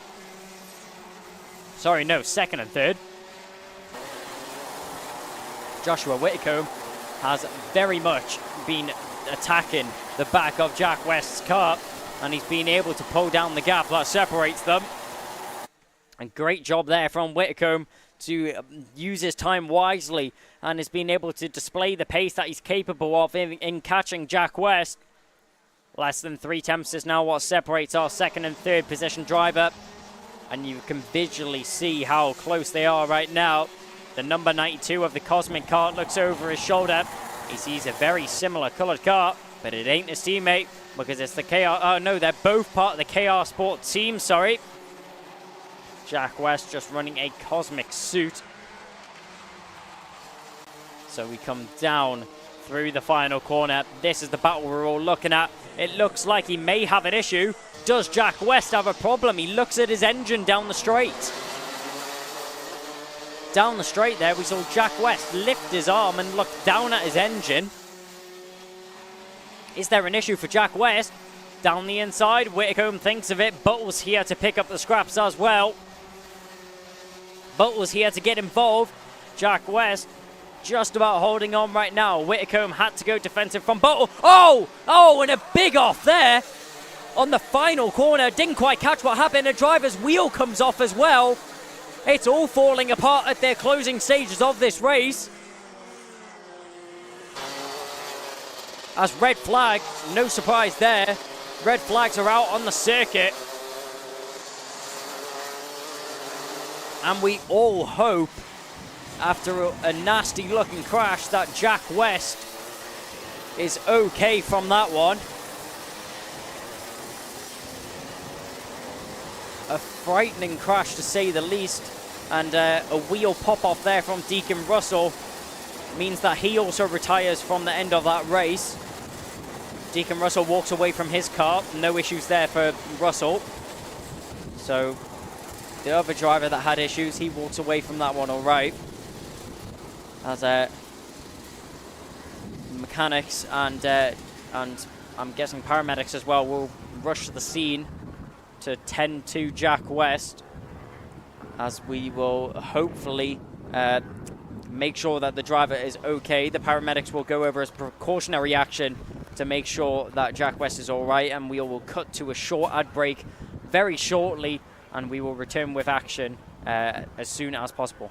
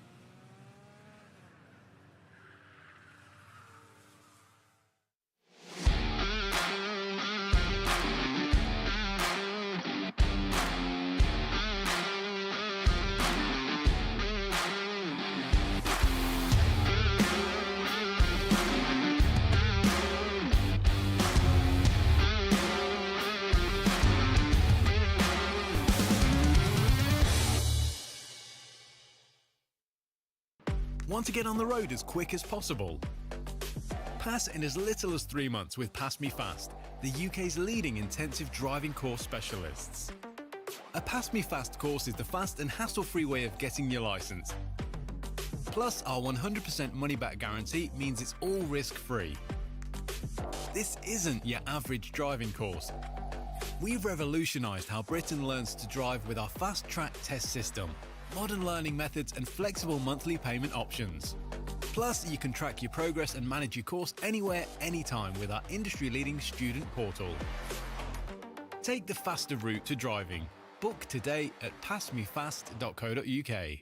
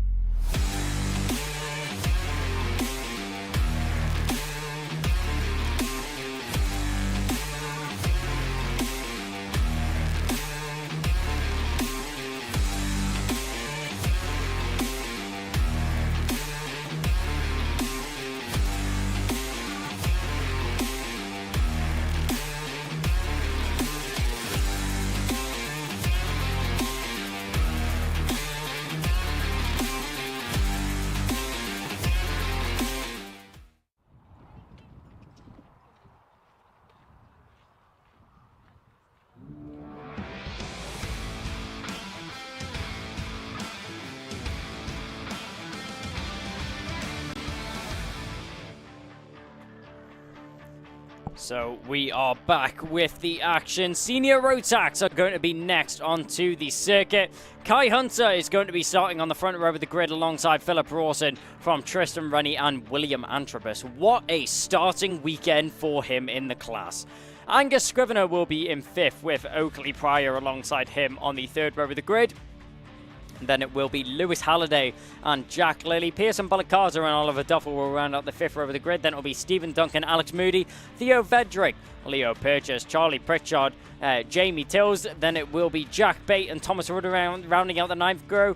And the 10th row of the grid will be George Hunter and Isaac Lord. Then Andrew Hughes, Sam Mitchell, Rafael Jesus. Then it will be Matthew Lambert, Nathan Guzzi, Ramarion Ubi, Macaulay Austin. Then it will be Asapinda, Finn Smith and Jay Pearson rounding out the 15th row of the grid. So for Senior Rotax, those are the 30 drivers that will be taking to the circuit and that will be battling it out very shortly. So as we wait for the Senior Rotax to make their way onto the track and wait for everything to be cleared by the marshals, we head back to you guys and let's have a little bit of a read of some of your messages in the YouTube and Twitch chat. Let's have some messages in. Let's see your support. Who are you watching in this race? Who are you watching out for? And who are you here for support? We have messages saying, hope everyone is okay. I don't have any medical info on the incident, but I can tell you that the driver did walk away from the scene of the accident and was in not the need to go into the back of the ambulance. So he did walk away from the scene of the accident, did Jack West. Very fortunate to walk away from that situation. And what is going to happen in junior final? Well, I cannot tell you for sure, but my guess is since it was a red flag, the race result will go back one lap from when the red flag was deployed. So therefore, all the drivers will finish the race and the red flag will go out.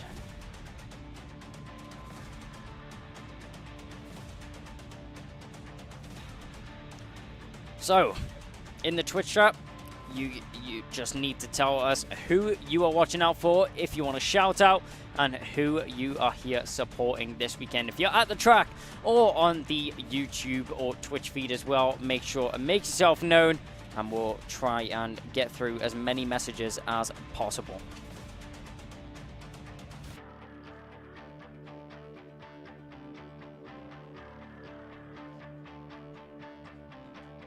So, All of the senior Rotax drivers are on the grid, and they are all ready to get racing as soon as possible.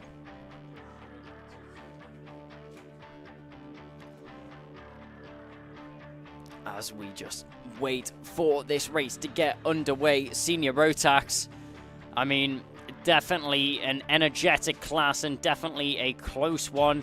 Kai Hunter, though, has probably been one of the most dominant drivers all season, so we need to keep an eye on him. Let's see if anyone is able to compete with the pace that he's been putting down on the circuit, because it's not going to be an easy one.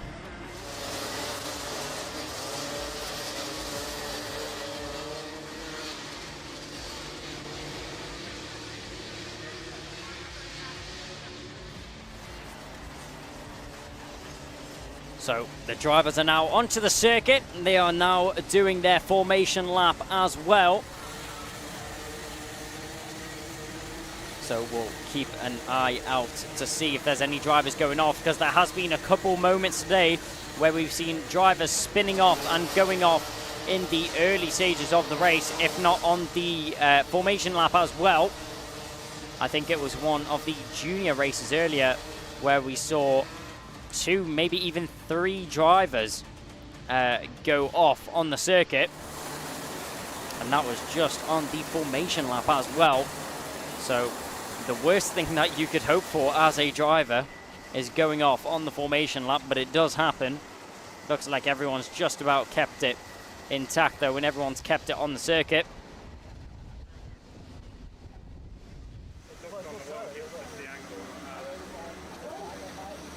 All of the drivers now rounding the final corner and getting themselves ready for the start of this race. They'll make their way onto the straight, but will we go green first time round? Let's wait and see. We accelerate down the straight. Do we go green? A couple of drivers out of order, but will we go racing? It looks like we have. So the race has started. Oh, and a couple of drivers off at the first corner there. So 2 drivers spinning off. And unfortunately, they will lose multiple positions as they go down the field.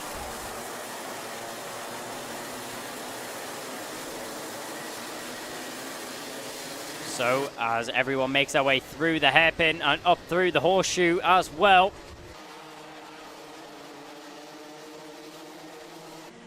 Around the final corner we go, down the home straight. Kai Hunter, what a surprise. He's already pulled quite a large gap over everyone else in the field as well. He's already pulled 8/10 over anyone else right now.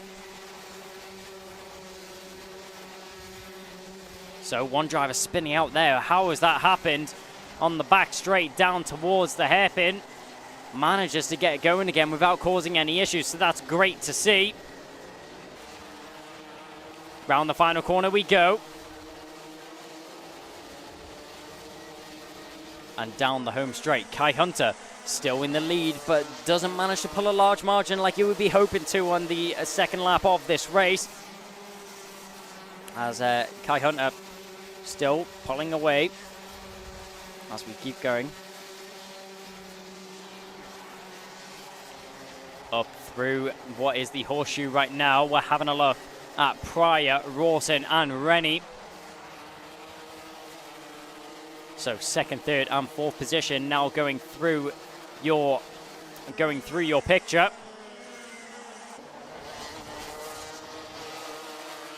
And down through the final couple of bends up into the S's, onto the back straight we go.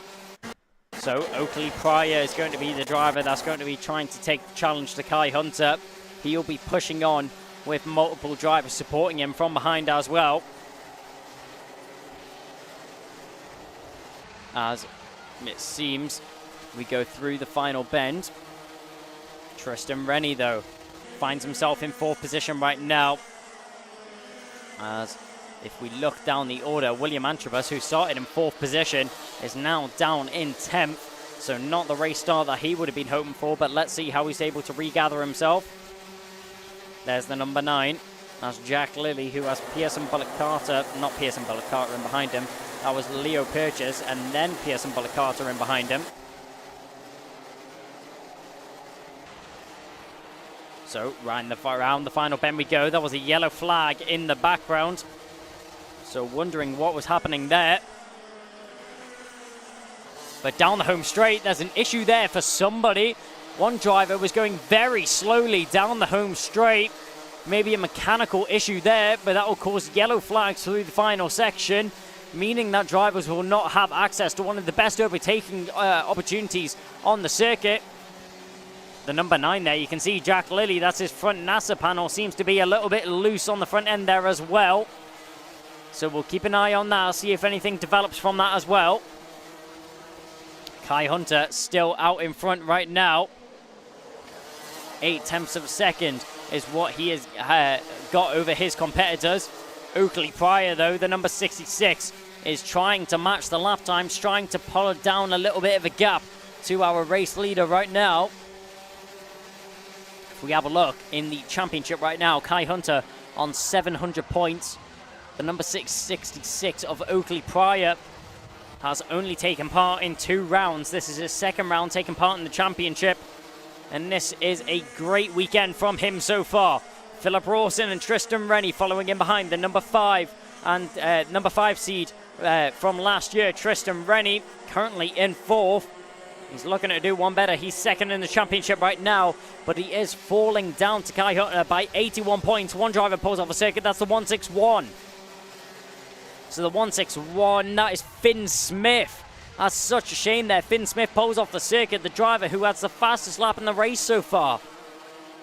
Oh, that's such a shame there. Finn Smith proving that he had the pace to be fighting through the field, but unfortunately finds himself on the sidelines as he has to pull off the circuit and onto the grass after what I could only think is a mechanical issue.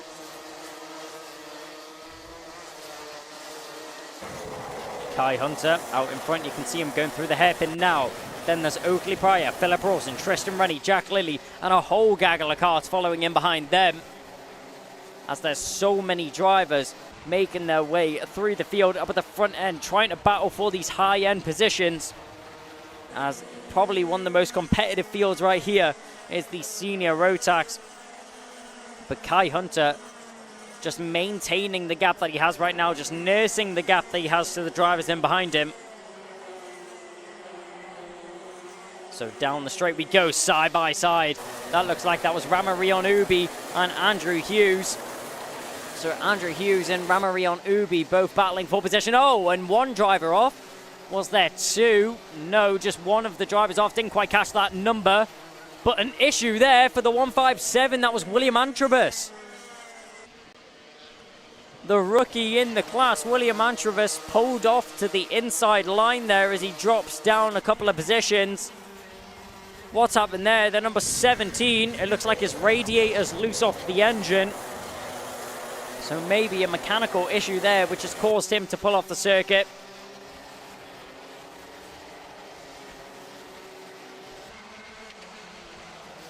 But down through the final corner we go. Kai Hunter still in the lead of the race right now. Nothing changing yet between Pryor and Hunter. Very similar lap times are being set lap after lap. Only hundredths will go either way between the two of them. As Oakley Pryor still also trying to deal with the pressure from Rawson and Rennie on his back wheels as well. But William Antrobus, as we mentioned him slowing down earlier, from 4th position on the grid, what looked to be such a promising weekend, he falls all the way down to 25th. What a shame there for William Antrobus of what could have been a stellar opening weekend for him. But through the S's we go once again. Oliver Pryor going up through the hairpin. Still trying to take the battle to Kai Hunter. Let's see if the gap changes much on this lap. You'll be pushing as hard as possible, Will Pryor right now, trying to get everything out of the car as possible to gain down 10th after 10th, 100th after 100th at this rate, which it is right now. We'll see as they cross the line. Yeah, just 200ths is all that he's able to pull out of Kai Hunter on that previous lap. Hunter racing for the DHR team. Probably one of the strongest drivers in the field, just able to flick it on and off if he needs to push the car or not. So down through the hairpin we go, now through the horseshoe. We're keeping an eye on Pryor as Rawson is also still tucked in behind him for Guy Cunnington Racing. Down the home straight we go.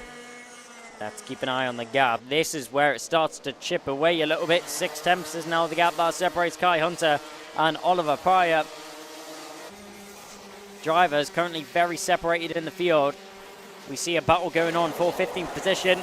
That's Jamie Tills, Jack Bate and Ramery on Ubi all going at it for 15th position, sorry.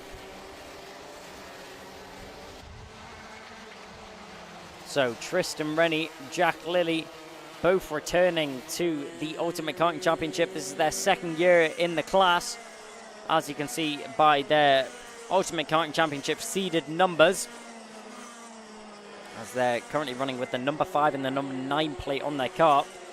Tristan Rennie definitely looking to improve that 5th seed, as he's currently sitting 2nd in the championship. And so is Jack Lilly, who's currently 7th in the championship as well.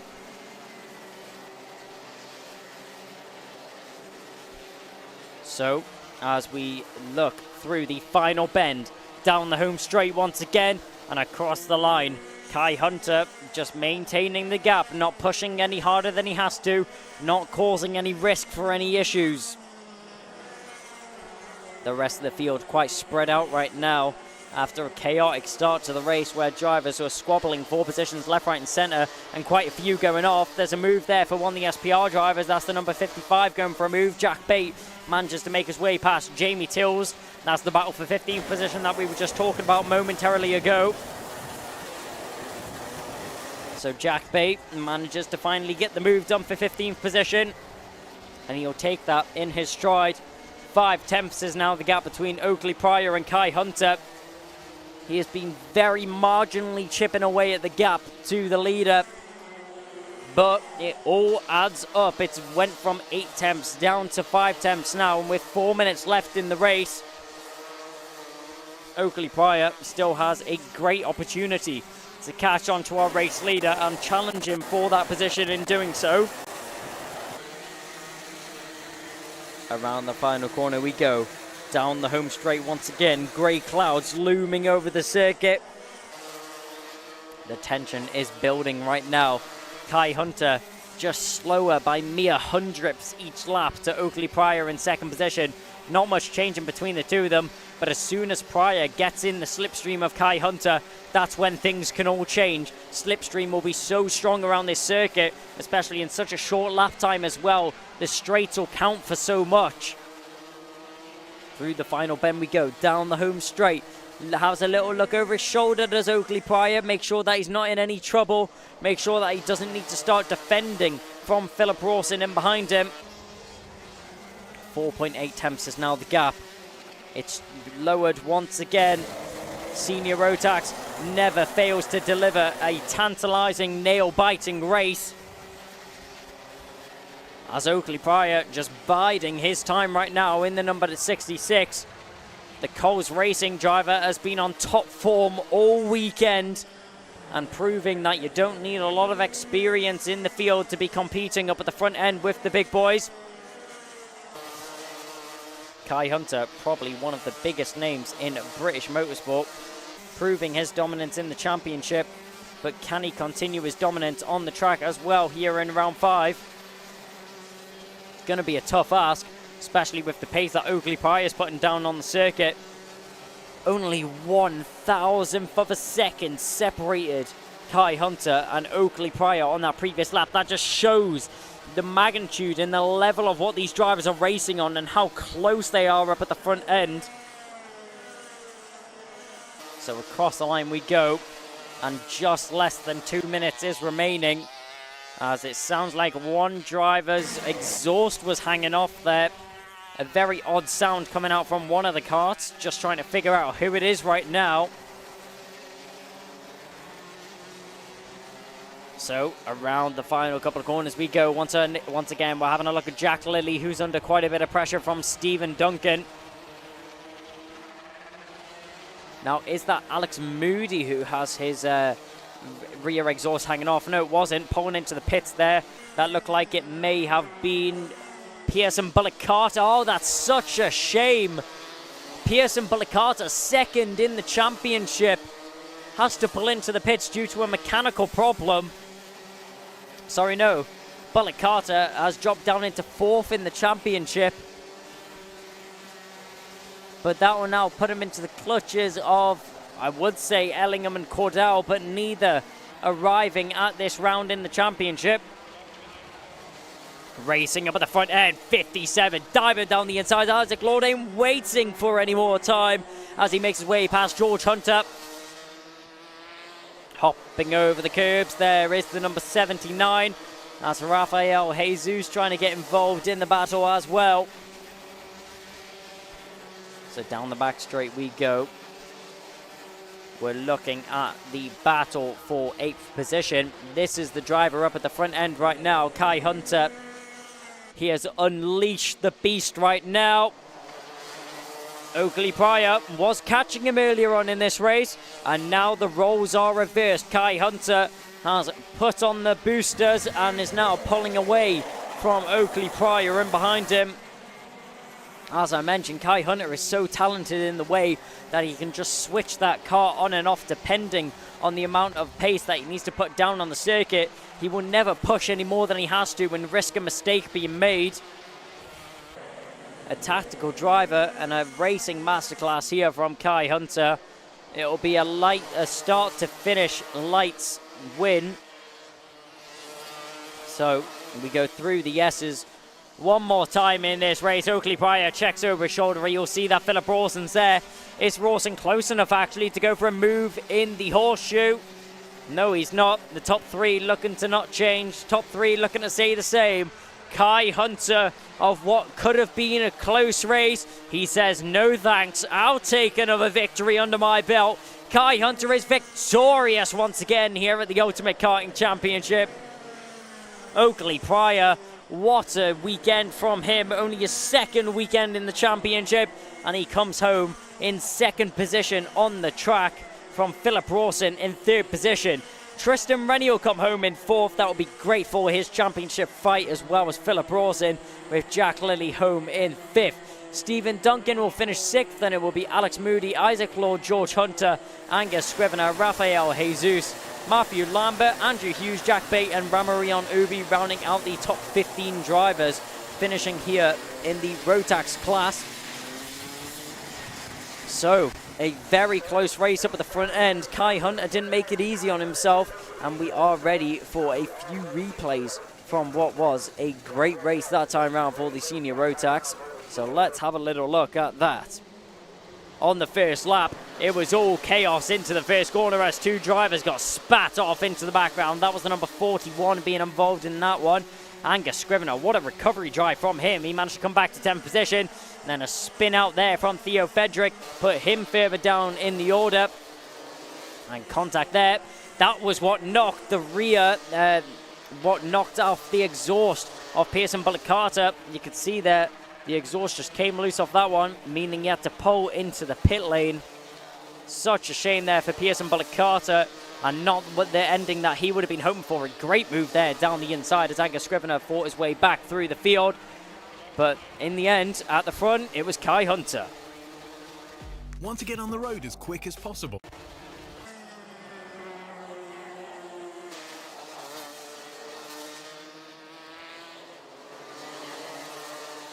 Want to get on the road as quick as possible? Pass in as little as 3 months with PassMeFast, the UK's leading intensive driving course specialists. A PassMeFast course is the fast and hassle-free way of getting your license. Plus, our 100% money-back guarantee means it's all risk-free. This isn't your average driving course. We've revolutionised how Britain learns to drive with our fast-track test system, modern learning methods and flexible monthly payment options. Plus, you can track your progress and manage your course anywhere, anytime with our industry-leading student portal. Take the faster route to driving. Book today at passmefast.co.uk.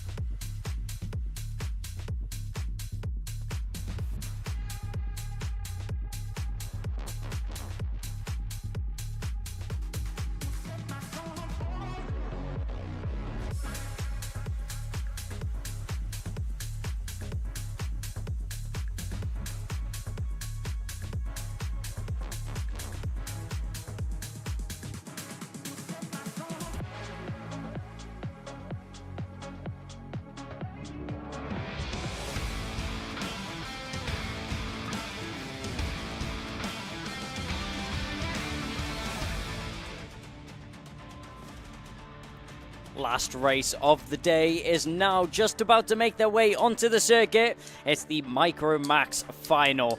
As we see the grid on your screen, Kian Bernard will be starting on pole position with Emerson McAndrew-Uren alongside him. Jensen Chalk will be starting in third alongside Theo Bradshaw. Then it will be Edward Haynes, Sebastian Lush, Riley Muro, and Drew Davidson. Stanley Stamford and Austin Oman will be rounding out the fifth row of the grid. Arai Kallenberg, then it will be Dean Sinj Pahal, Kirk Kalpin, then it will be Ethan Copeland and Reese David Richardson rounding out in 15th position on the 8th row of the grid. So 15 drivers will be taking place here in the Micro Max Super Finals. If you're watching along for this one, make sure to send your messages of support into the YouTube chat and the Twitch chat as well, as we will be having a look along. Harry Fryer says good luck to Emerson McAndrew-Uren. McAndrew-Uren's had a great weekend so far, and it's definitely been a good weekend for him. It's been close.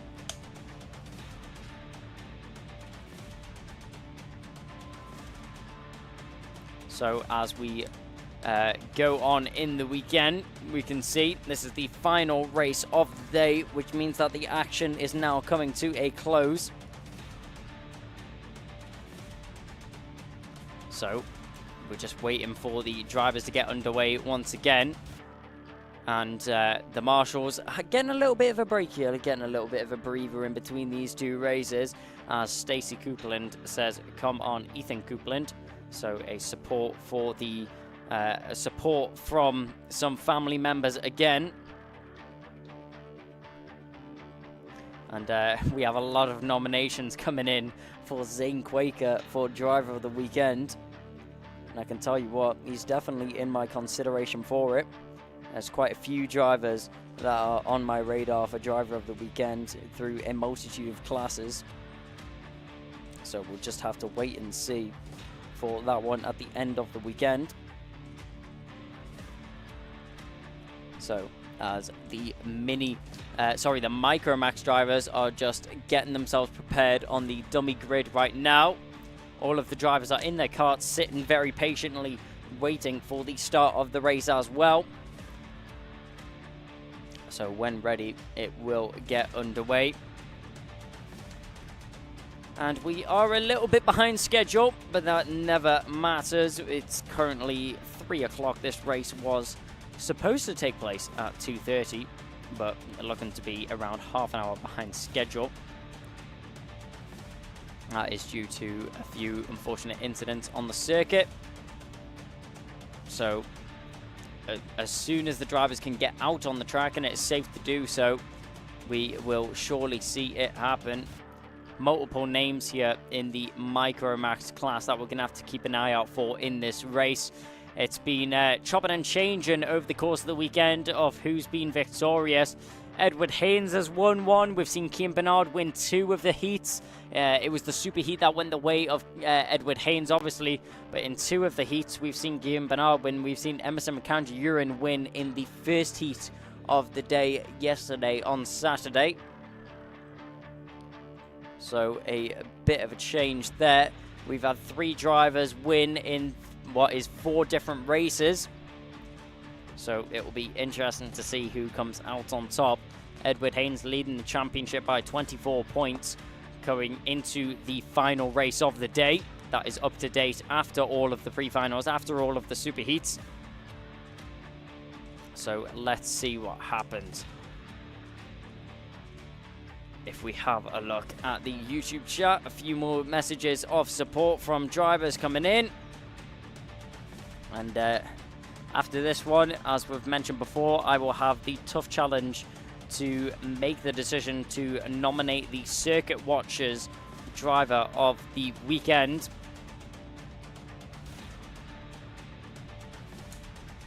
So as the grid marshals just check everything over, and the marshals check everything over on the track as well,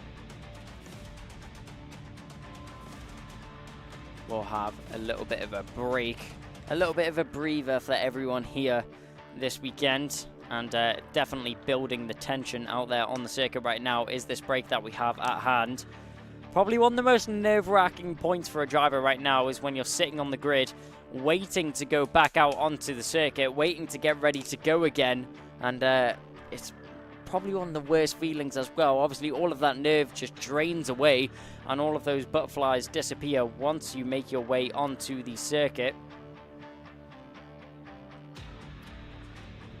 But either way, this is one of the most mentally testing moments for the drivers. There's the flags waving in the breeze. The wind definitely not as strong as what we seen yesterday. And I can very proudly say that we've had no rain over the course of today. And what a pleasure it has been, especially after such a dreary and wet day yesterday. Everyone was miserable in the rain. No one was enjoying it. Apart from the drivers out on circuit, it was some very entertaining racing to watch, just drifting around the circuit in the rain. But I'm sure the drivers will be quite happy that they're out in dry weather right now and competing on a dry circuit. Bit of a switch up from yesterday. We had mixed opinions when we were talking to the drivers. Quite a few of them enjoyed it in the wet, quite a few of them hated it in the wet. So it was So we've had a mix-up. We've had drivers both favourite and least favourite conditions, if that makes sense.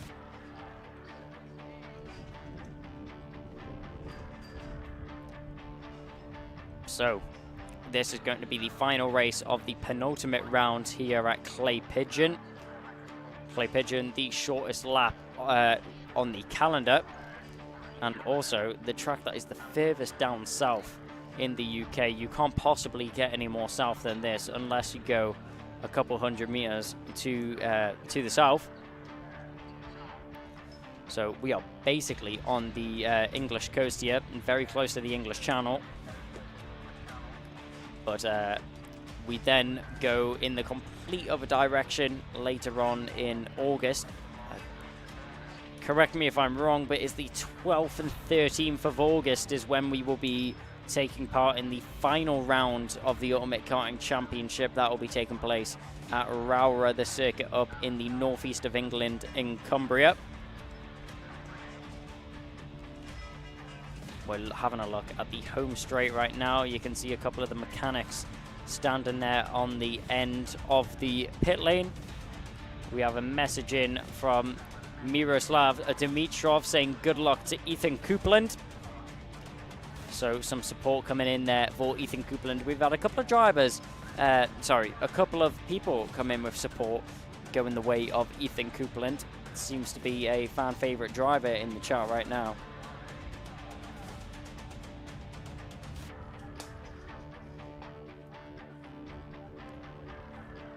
So there is a few of the mechanics just sitting, biding their time on the grid there, waiting for their drivers to go out onto the circuit.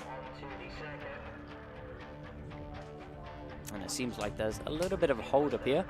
I'm not quite sure what the issue is out on the circuit, what's stopping these drivers for going onto the track. And there's the clubhouse. There is all of the drivers' mechanics, team members, family members, and some of the drivers from other classes as well, standing on the balcony of the clubhouse. Probably one of the nicest clubhouses in the UK paddock, if I was to say so myself. Very good food up there in the cafe, which was able to experience at lunch break. If you're here in the clubhouse, if you're standing on the balcony, make sure to give us a wave. Give us a wave to the camera as well. As yes, we can see you. Yes, you are live. You are being broadcast onto YouTube. And there's no hiding if you're on top of the balcony right there. And we see every single one of you. We see a couple of people giving us a wave. That's great to see the energy up there. So now is the time. Now is the moment. Onto the track we go. Micromax Super Final is onto the track. And we will soon be on to go with racing as well. It's the final race of the day, and definitely not going to bow out on a low. We are definitely going to bow out on a high here with the Micromax. Always provide great action. One of the smaller grids of the weekend. But what they lack in size, they definitely make up for in action and drama, as there's never a dull moment when watching the Micromax class. So around the final couple of corners they go. That will mark the end of their first formation lap.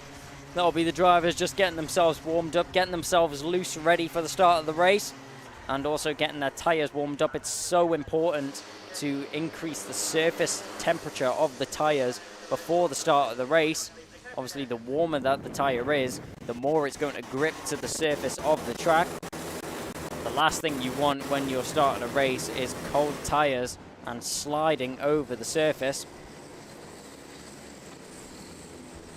So the drivers now forming up into formation and getting ready for the start of the race. Around the final couple of bends we go.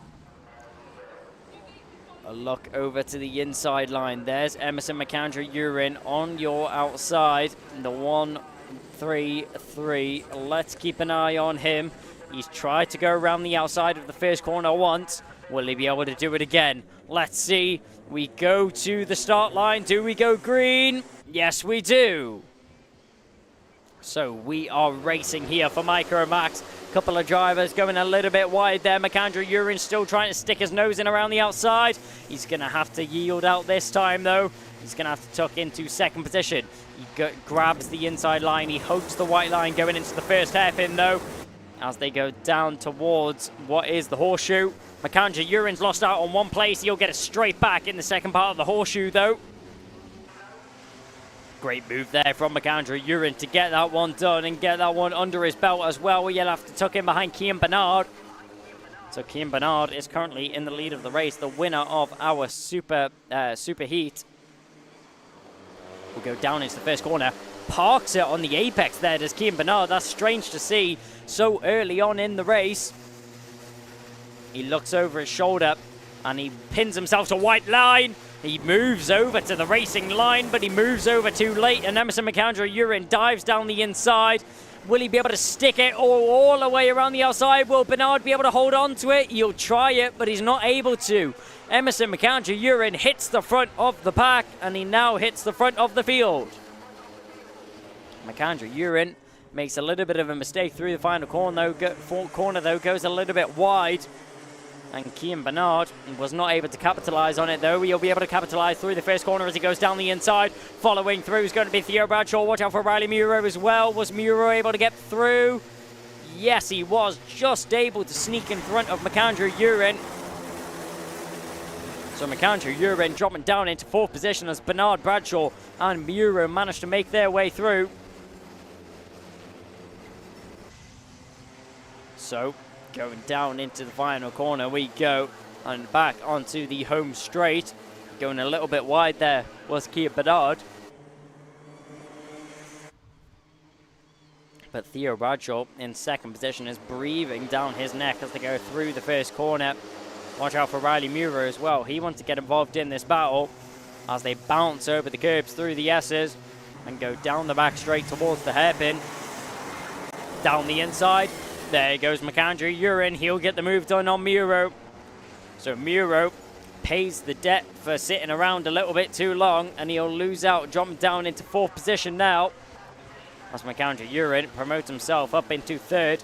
I'm sure he'll very shortly now set his eyes and set his targets on Theo Bradshaw in front of him. He'll try down the inside on the home straight. That's going to be a tall order to ask for, and it doesn't work out. He actually loses the position out to Riley Muro there, and all of this battling has now opened the doors to Jensen Chalk and Sebastian Lusch, who find themselves involved in this battle as well now.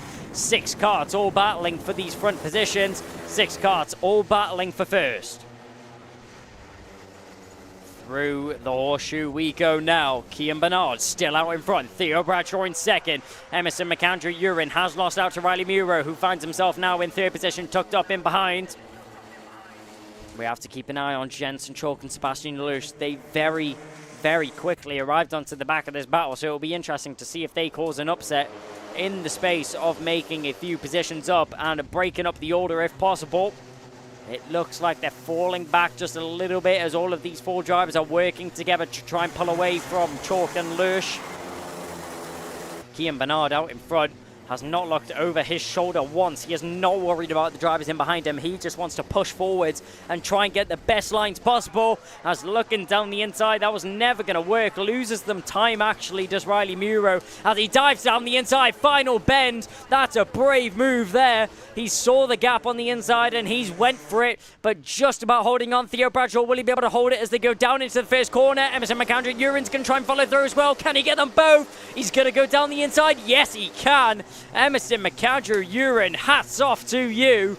The 1-3-3 gains 2 positions in one corner as he pushes through with Riley Muro past Theo Bradshaw and manages to get himself second position, but he's not going to be comfortable for long as he's having to fend off from both of them again. Riley Muro tucked in behind. Theo Bradshaw trying to go the long way round. It's not going to work out though. So they go round the final corner, down the home straight. All of this battling, Kian Bernard has ran away with this race in his hands. A contact warning going the way of Riley Muro.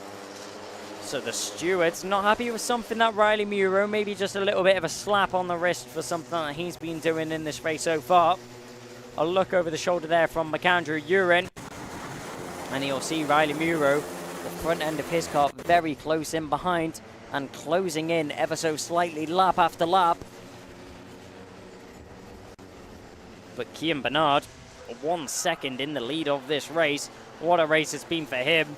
Emerson McAndrew-Uren, though, he's been having a fight for everything that he can take. He's been fighting for scraps here in second position. And Riley Muro, who sits in third position right now, the only driver with a warning flag in this race, as we see Jensen Chalk swabbling for position as well. It looks like he was battling with Sebastian Lusch and Edward Haynes. We spoke to Edward Haynes earlier on in the weekend. We actually spoke to him yesterday. He was confident about this weekend. He was hoping for a podium. I mean, he's currently in 7th position, so it's not off the tables there for Haynes. He also set the fastest lap last time round, so it's definitely possible for him. Riley Muro picking up another contact warning. That's the second contact warning that Muro has got this race. So Edward Haynes actually gained a position on that previous lap. He now finds himself in 6th, but Sebastian Lusch is demoted down into 5th as he got overtaken by Jensen Chalk as well as Edward Haynes.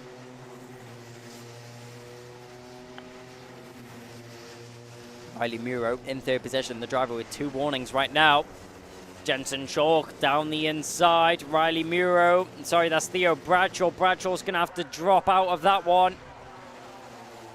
That's Edward Haynes losing a couple of positions there, as he now nearly falls into the clutches of Sebastian Lusch, but doesn't have to worry about it too much. Theo Bradshaw, he's going to have to be careful if he doesn't want to lose out to Jensen Chalk and Edward Haynes. Those 2 drivers have been on a field day right now, carving their way through. Especially Edward Haynes, he seems to have a fire in his belly this weekend, especially in this race. So as they go around the top end of the circuit and now through the final section, the final couple of corners, you can see Edward Haynes having a little peek to the inside. He thinks about going for it, but he thinks better of it. As the O plate, Jensen Chalk leads us down the home straight. We look back up to the front end. That's Kian Bernard, but it's not for much longer. As down the inside, McAndrew-Uren goes for it. He's just going to hold on to it there as they go through the S's, and having to take to the grass as he's squeezed off is Riley Muro. So Riley Muro tried to go around the outside of both of them and get involved in that battle as he gets squeezed off the track, with McAndrew-Uren taking the racing line. Kian Bernard, though, through all that, dropped down to 3rd respectively, and then was able to get himself back up into the lead of the race very soon.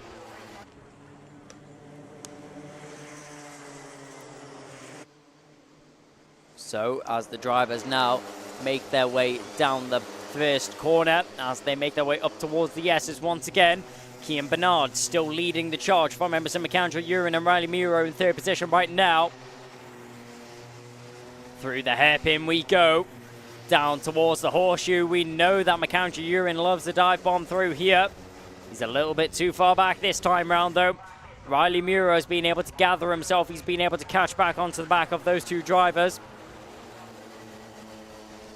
But having a look here, that looks like that's Edward Haynes with a lot of pressure on his rear bumper from Theo Bradshaw.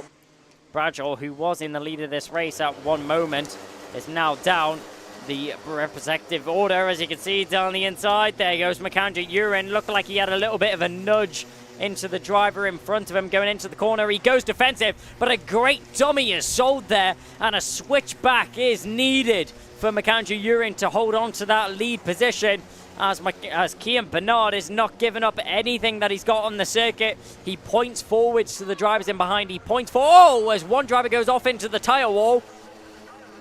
So one driver goes off in the mid-pack. It looks like there is no need for any flags to go out. The driver is out of the car and okay. So that is great to see. Emerson McAndrew-Uren out in front, though, has been having a nightmare of a day, with Kian Bernard applying as much pressure as possible onto the back of him. Kian Bernard has not made life easy for McAndrew-Uren at all, as they go through the horseshoe and down into the final bend. The marshals have done a brilliant job there of fixing the barrier in such a short period of time. He also managed to clear the car from the scene, so that's great to see. Hats off to the Orange Army, who have been doing a brilliant job all day at keeping our racers safe and keeping themselves safe as well. As down the inside, Kian Bernard, no one's safe when he's in town, as he gets himself into the lead of the race once again. Emerson McAndrew, Uren's going to have to drop down to second, but not for long. He'll go back down the inside into the hairpin.